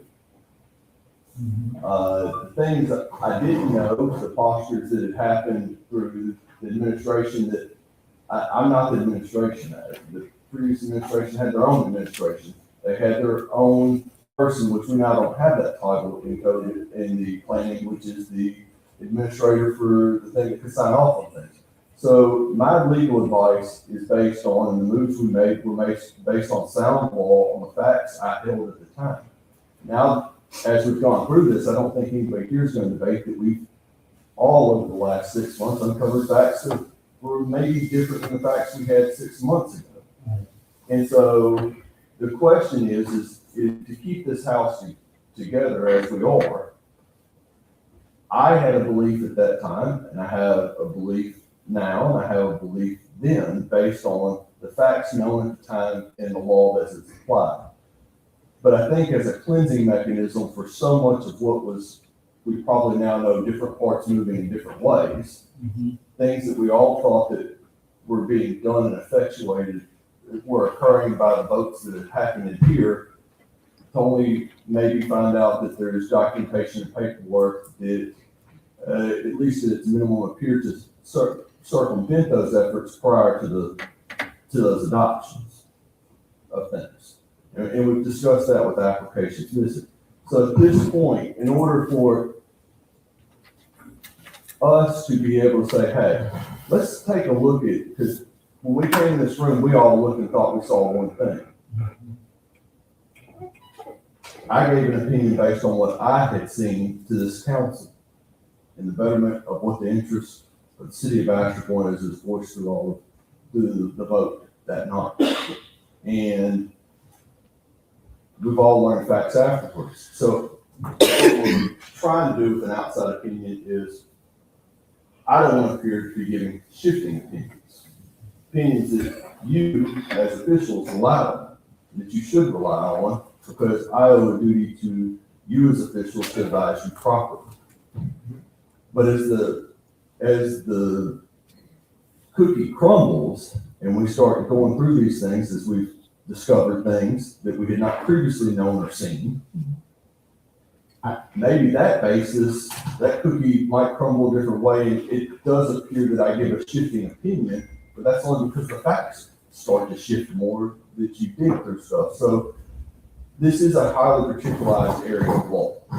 This is a place where there is for soundness of keeping us all and not having anybody feel as if anybody is going back on what they said or changing, or I gave a different opinion. It's kind of one of these situations where let's have somebody outside look at the totality of it and tell us where we stand with everything based on what we have. Well, I have a crazy suggestion. We have a whole new set of eyes right there. It wouldn't cost us any more money. He works for us. Why he can't look at it? He's been in the room with this. Yeah. He wasn't here the last administration. But he's been in the room the last 6 months looking through this, and as we I said, think Ryan Pierre to look into it, and we'll just have to pay him some extra money. I support that. I would do that. We can go back and forth tonight with the legal part of it, everybody having their own. We had this whole thing over and over. I think the only thing that you all are asking is that we have someone else to look at the whole Yes, issue sir. and present an Yes, sir. opinion. Correct. Not a decision, but the decision come back, but we should go back and forth all night. So Be another, pardon me? You be another 3 hours. The only thing that you're asking tonight is that we have some other eyes to look at it and just give us your opinion. That's the only thing. I have a question. Ultimately, outside, after that opinion is stated, then who do we rely on? Because at some point, it gotta come back before the city, the procedure of the city. At that point, we have somebody who's looked at the totality of the circumstances and evaluated it from a neutral standpoint to say, hey. This, that. Yes, because when we were making opinions on things, the facts were what we knew at the time. We've all since then seen different facts pop up. And as this changes, it could change the perspective of how everything's viewed and the steps taken before and the idea where we're at. We just want a place to say, can you triage this, look at where it was, and do it in a way that people feel like there's not an investment anywhere else, but just trying to get an outside independent opinion of what the totality of everything that is occurring. So outside of the facts that we know, are there other things that we're not aware of? Because the reason, because when you say facts have unfolded, I'm like, are those facts that we haven't been presented with? I think for the because a lot of our decisions have been based off the facts that we haven't received, and also follow legal for sure. So, is it anything outside of that we already know of some more things that may have been unfolded? I think the night we made the decision on the moratorium, we were very much unaware with if any letters or anything had been sent prior to that. We were unaware of we later discovered the contents of the applications and things like that for special use, things like that. So, I mean, there were procedures. I know we talked a lot, so it kind of feels like That's on excellent, because I'm like the mayor, outside of this. And we've had discussion with those people who were there at the time in those positions, which they would offer an opinion that was contrary to what the paper document says. So that would help with all this. Thank you again, Mr. Young, for all that. I know this topic is probably going on longer than it should, but let me say this. If we are going to ask for outside counsel to look at this, then my suggestion is that we get somebody outside of the administration. Because if you get somebody inside the administration, then basically they're gonna be looking at the same thing that some of them already have had privy or information to. If you're gonna get a totally unbiased opinion, then it should come from somebody that has not participated in this process at all. Pierre has participated in this any? May I put, may I finish?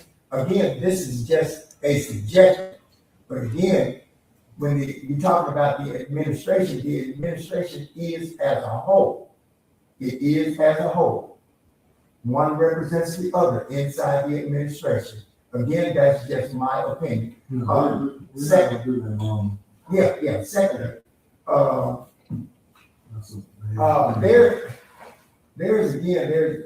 to me, there's just been too much banter about this subject. Now, are we going to table this, or are we gonna? We have somebody else to speak after you get there. Okay. You got your question, Tim? Yes, sir. Councilman Law, you have anything? Yeah, and the other thing that I wanted to say, even when we get that opinion back, doesn't say that we can go along with that. Right. Absolutely. Am I right? Absolutely. We have to accept the opinion. That's it. All not Are the facts and the law with it. Councilman Jay Green. I think we're getting sidetracked. Talk about outside counsel. When you go back, I want to go all the way back to the beginning. We're not talking about operational dealings over there. We talk about the process, a flawed process that's done improperly. It don't take a genius and a rocket scientist. Have anybody on council actually seen the papers besides myself?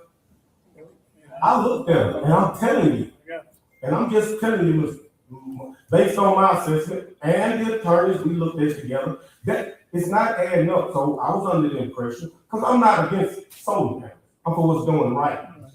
And I don't want to come here and just like something forced down, just like somebody pulling something over me. I looked at the paperwork, and the goalposts keep moving.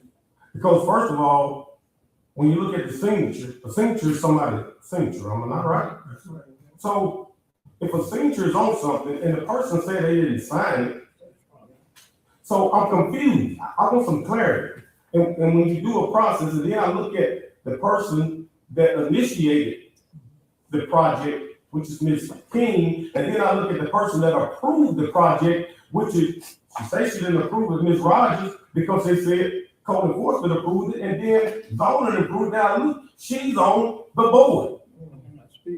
So she's on that board that initiated contact. Look like if you was on that board, look like you would rescue yourself. You wouldn't even have code enforcement doing it, because you would say, hey, I think it's a conflict of interest. I go back and I look at the other tape. It says, no, I didn't approve it. She stood right there, you stand. Code enforcement approved it. Then the next one, no, code enforcement, we approved it. So as a councilman, you see the conflict that I see, and then when I look at the papers, they don't match. Do I supposed to just say, I see what I see and don't believe what I see? It's nothing with you. I know you just coming on with smarts. I think you're a great attorney. But I'm telling you, when you start looking into your client's application, you probably gonna find some discrepancies.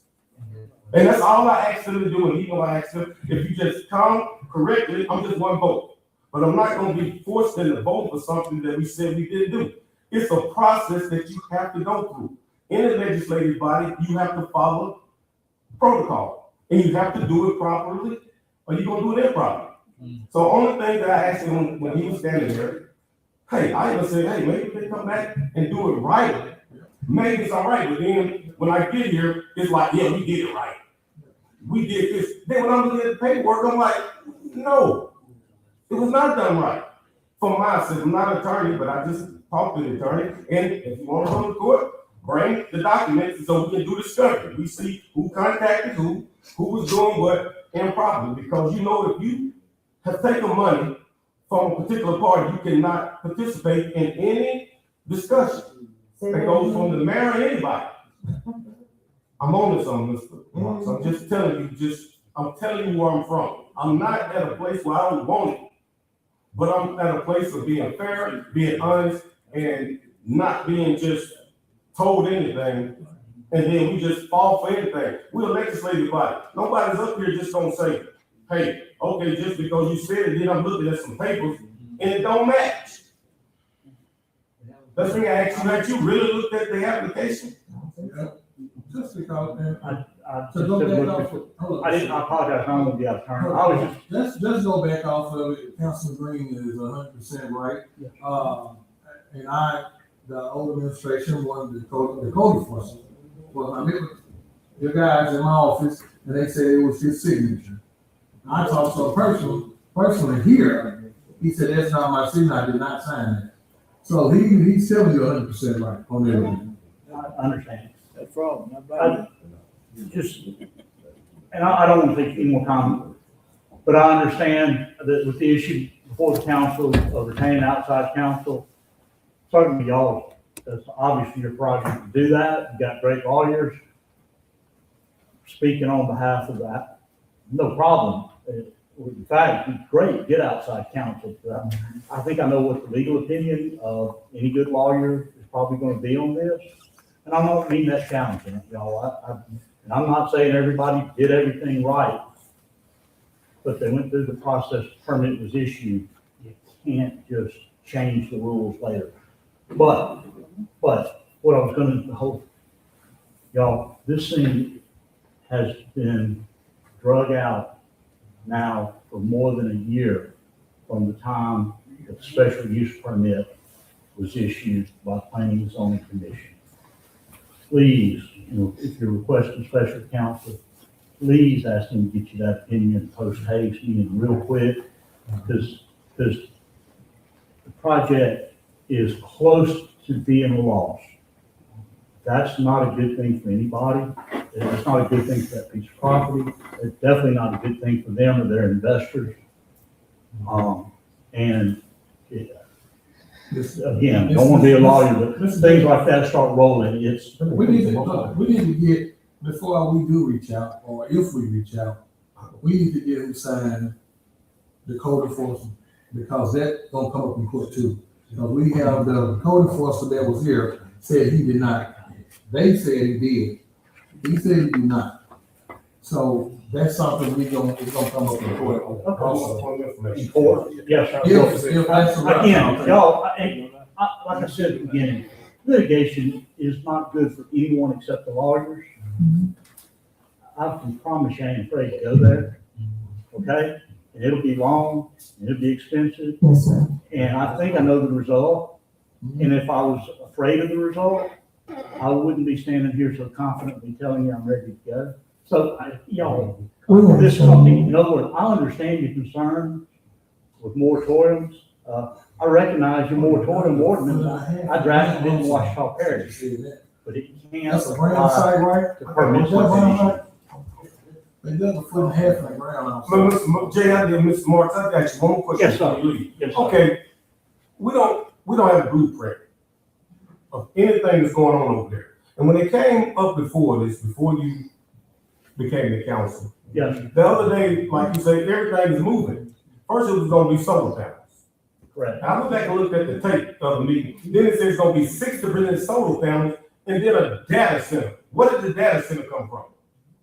Yes, because Mr. Maurice also told me it was gonna be 2 data centers. No, excuse me. Let me finish. This not coming from hearsay. So, This coming from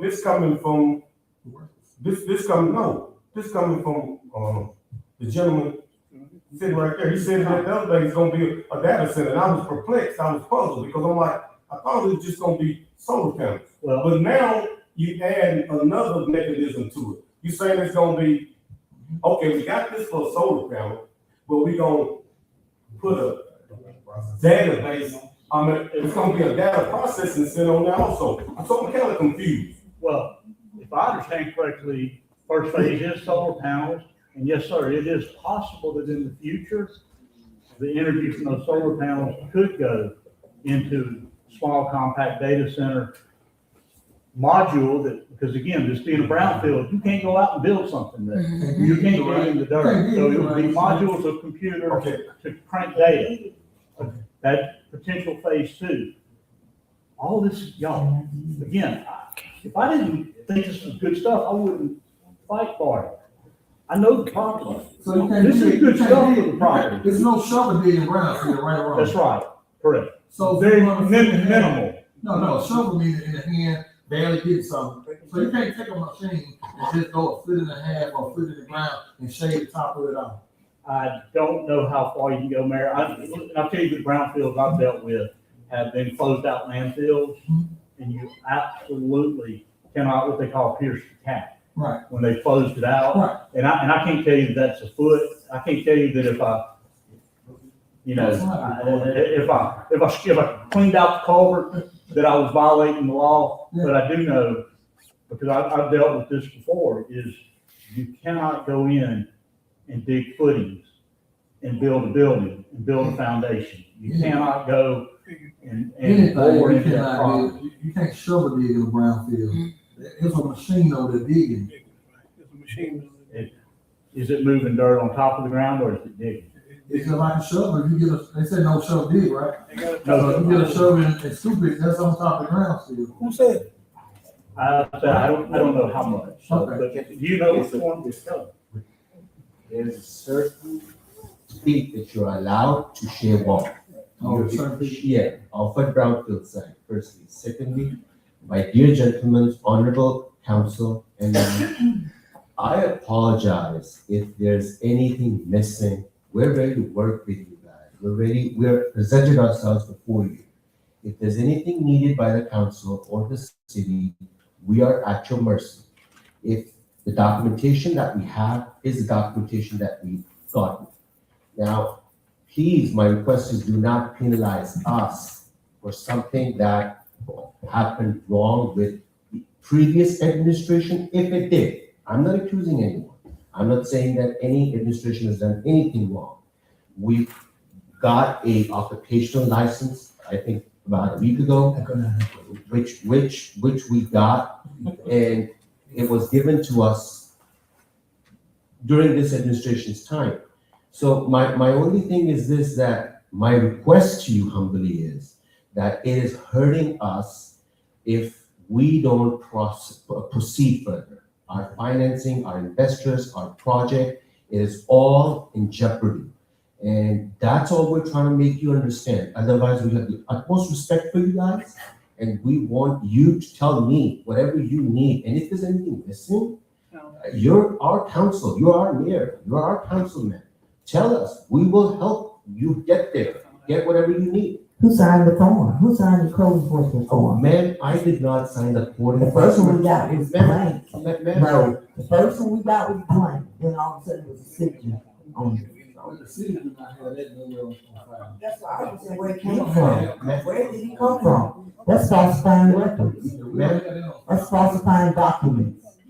And if you're accusing me that I falsified documents. I said if you had a form with nothing on it, and then a form with something on it, and the code enforcement officer did not sign it. Ma'am, we have registered mail from the city of Bastrop. I have the envelope with me, which was sent by the city of Bastrop on that day. It is, well, ma'am, I can't speak for him. You can speak for him. I can't, but I let Mr. J have. Yeah, and look, and what's happened, I mean, again, all those things, and I can understand where you're coming from with that, seems, but, you know, the fact of the matter is, the permit, special use permit was applied for, went through planning and zoning, publicly noticed meetings, publicly noticed public hearing, and the the planning and zoning approved by unanimous vote, the special use permit. Attorney General. Attorney General. Yeah. Was this meeting advertised right in the first place? As I understand, the public hearing aspect of it was advertised. The question, if you're headed in that direction, that's the January 14th meeting. Yes, sir. Just for clarity, I'm just asking, Mr. Mitchell, they're proceeding on the January 14th special use permit, is that correct? I thought the permit was issued on January 27th. 27th, correct, so the January meeting, sorry. I had. Yeah, January. Okay, the January meeting, that's it, correct. That was advertised and it's on the agenda as it should be. The issue being that the public hearing was slated to start at a time. There is no record that there is no record that they called to order the public hearing. They, as I understand, the procedure has been that they show up and that they just are in here, but the members are not here for the public hearing. And that's always been the procedure when the meetings are early. So the question then becomes, if that is the license they're proceeding underneath, not the name change one, later, they're proceeding underneath first. The issue is the public hearing aspect of it. Who does that detriment run to? Can the city of Bastrop sue itself for approving a permit that doesn't do it? Underneath the statute, there are an X amount of days for which somebody could contest that for failure to have a public hearing. There's been nothing in those, I think it's 14 days, contesting that without the public hearing. So at this point, it would be the city of Bastrop suing itself for the planning and zoning board conducting business not in the courts. You can't sue yourself. And with all due respect, y'all, that, Can I ask a question? it was one city, so it was prior administration. So Mr. Mitchell, so you're saying that you guys are going from the first meeting, which was in January? Of, What was the name of the company? That's the Sunday. yes. That's Sunbeam Okay, Solar, Sunbeam Solar, it owns Golden Bean. Okay, but wasn't it last? It was registered in the state of Louisiana and the document, yes, sir. I'm sorry. I'm not trying to get y'all. I thought when we was talking, the first name wasn't in good standings or wasn't something with the state, right? The initial, my understanding, and I can look that up in a minute, is that application is subject to that January meeting. That company was not registered with the state of Louisiana. So this would be the Secretary of State. But that falls to deficiency in the application that falls to us, not to them. I was just asking for some. We still going, we're going to over and over again, and we're not gonna get a resolution tonight. Yes, sir, I understand. We're not gonna get a resolution. Yes, Clark, all I would ask is council exercises your right to retain outside counsel, please. And being council, I know things can drag. Y'all, this one has dragged for quite a while, and we're not gonna be able to, it's not, I want to work this out. You've got great lawyers, good advice, get some more. I think I understand, oh, well, technically this, that. I think I know where the law goes in this, I really do. I'm not worried, in other words, I don't fear y'all getting another opinion. What I fear is that opinion coming too late, and these folks have already lost that, and these cats who've invested their money with these folks to build this thing, who applied for tax credits with the federal government, then they sue them, and then you know what happens after that. And it becomes a terrible, terrible mess. And look, y'all, if it's something bad, a terrible mess to stop something bad, you know, sometimes it happens. But these solar panels on the old mill site, not a bad thing. And unlike the solar panels that have been built at Oak Ridge and the ones going in up by Beekman, and the other ones, these folks hadn't asked for any property tax abatement. So when they're there, they will be. Mr. J, I just want to challenge you on something, because we got our constituents. If we don't push back on this, especially my district, I'm gonna get crucified. You said it's not a bad thing. I represent my district and people, my constituents, and they say it's a bad thing. Yes. So that's your opinion. Yes, and sir. everybody got an opinion. Yes, But I serve District C. Yes, sir. So, I mean, it's maybe a good thing from your point of view. I'm not trying to get into nothing legal about what it calls birth defects and none of that. I'm talking about flawed process, and you talking about beautification. If you just want to talk about beautification, them the ugliest things you ever put up. Right out there. Mr. Green, I understand. I agree. But I'm just saying, I just want to No, I understand. clarity, because you said it's not a bad thing, and nobody said anything up here. It's gonna be like, we agree. Like with my constituents, they're gonna say, well, you didn't even say nothing. You didn't push back when he said it's a good thing. Yes. Yeah, I'm pushing back because they said it's a bad thing, but I just want some clarity. And if you do it right, I'm just one vote. And I think your moratorium speaks towards your concerns and all. But when you do a moratorium like that, it's prospective. In other words, like, oh, wait a minute, just like you stated in there, hey, we need to look at these things and get some regulations.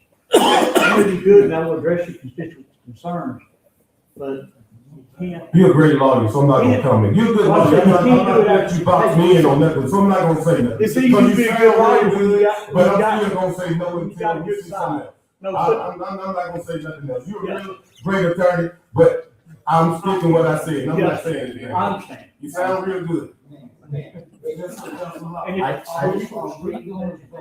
Yes, you're open to. Are we gonna vote for an outside opinion? That's the issue right now. It's an opinion of council. It's two words, the opinion of council, because I think we're gonna waste our money. I think we're dealing with the process. Because when we get an outside counsel, it's gonna be dealing with litigation. That's what I'm thinking. I'm thinking if we could just work through something and see about the process and see what we can come up with. Yeah, because my thing is this, and I just want to give y'all the opportunity. I think it'll be a waste of money also. I need $65,000 for extras for our kids in Dotson. So, I mean, my thing is to bring it up. Let's go fill it out, and whatever it's gonna be, and stop kicking the can down the road. That's the only reason I said other advice. But at Dawson Park, we need air conditioning $65,000 for our kids to have something to do. So, I just want to. Yeah. And let's go. Yeah, we'll just do inside and pay him a little more, and we'll do that.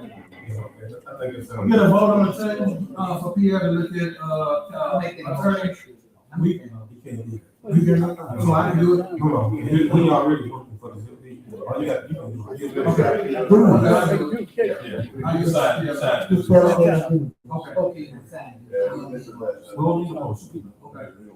Well, we'll move on to the next, thank you, Mr. Jackson. Sorry. Thank you. Thank y'all. Mr. J, before you go, I just want the administration to know, I'm appalled, because I usually be in the loop, and this is my first time hearing about occupation license. I'm really, really disappointed, and I really can't overstate that. My feelings are hurt, because when you work together as a group, and then something like this is sprung on you, it's disheartening. I appreciate y'all. I second the motion. I'd like to make a point, if we're talking about, delegating Mr. Pierre, whatever no, I understand, this is my point. Whatever information he comes up with, I'd like to make sure it's in a report, and it's made visible to everybody. That's a good idea, Ms. Noble. That's a good idea. Again, I'm just making that clear. That's a great idea, Ms. Noble. I mean, that you would have. A lot of stuff though, I'm saying, but everybody don't want to see everything. Mayor, before we go any further, can we maybe look at a time that all this done, time sensitive, Yeah. So we can either go yeah or no, yeah or nay. We don't need to be keeping this down. I agree, Councilman Law. So if we're gonna use Pierre, maybe we need to ask him to do it expeditiously, so we can go ahead and get this thing done. Yes, sir, we will. We will. Okay? Oh, we Thank you, good, Mr. man. Oh, we good. Okay. That's it, I believe. This meeting is adjourned. We got a motion, we got a motion. Yeah, he's done with the motion. Wait, wait, wait, no, wait, wait.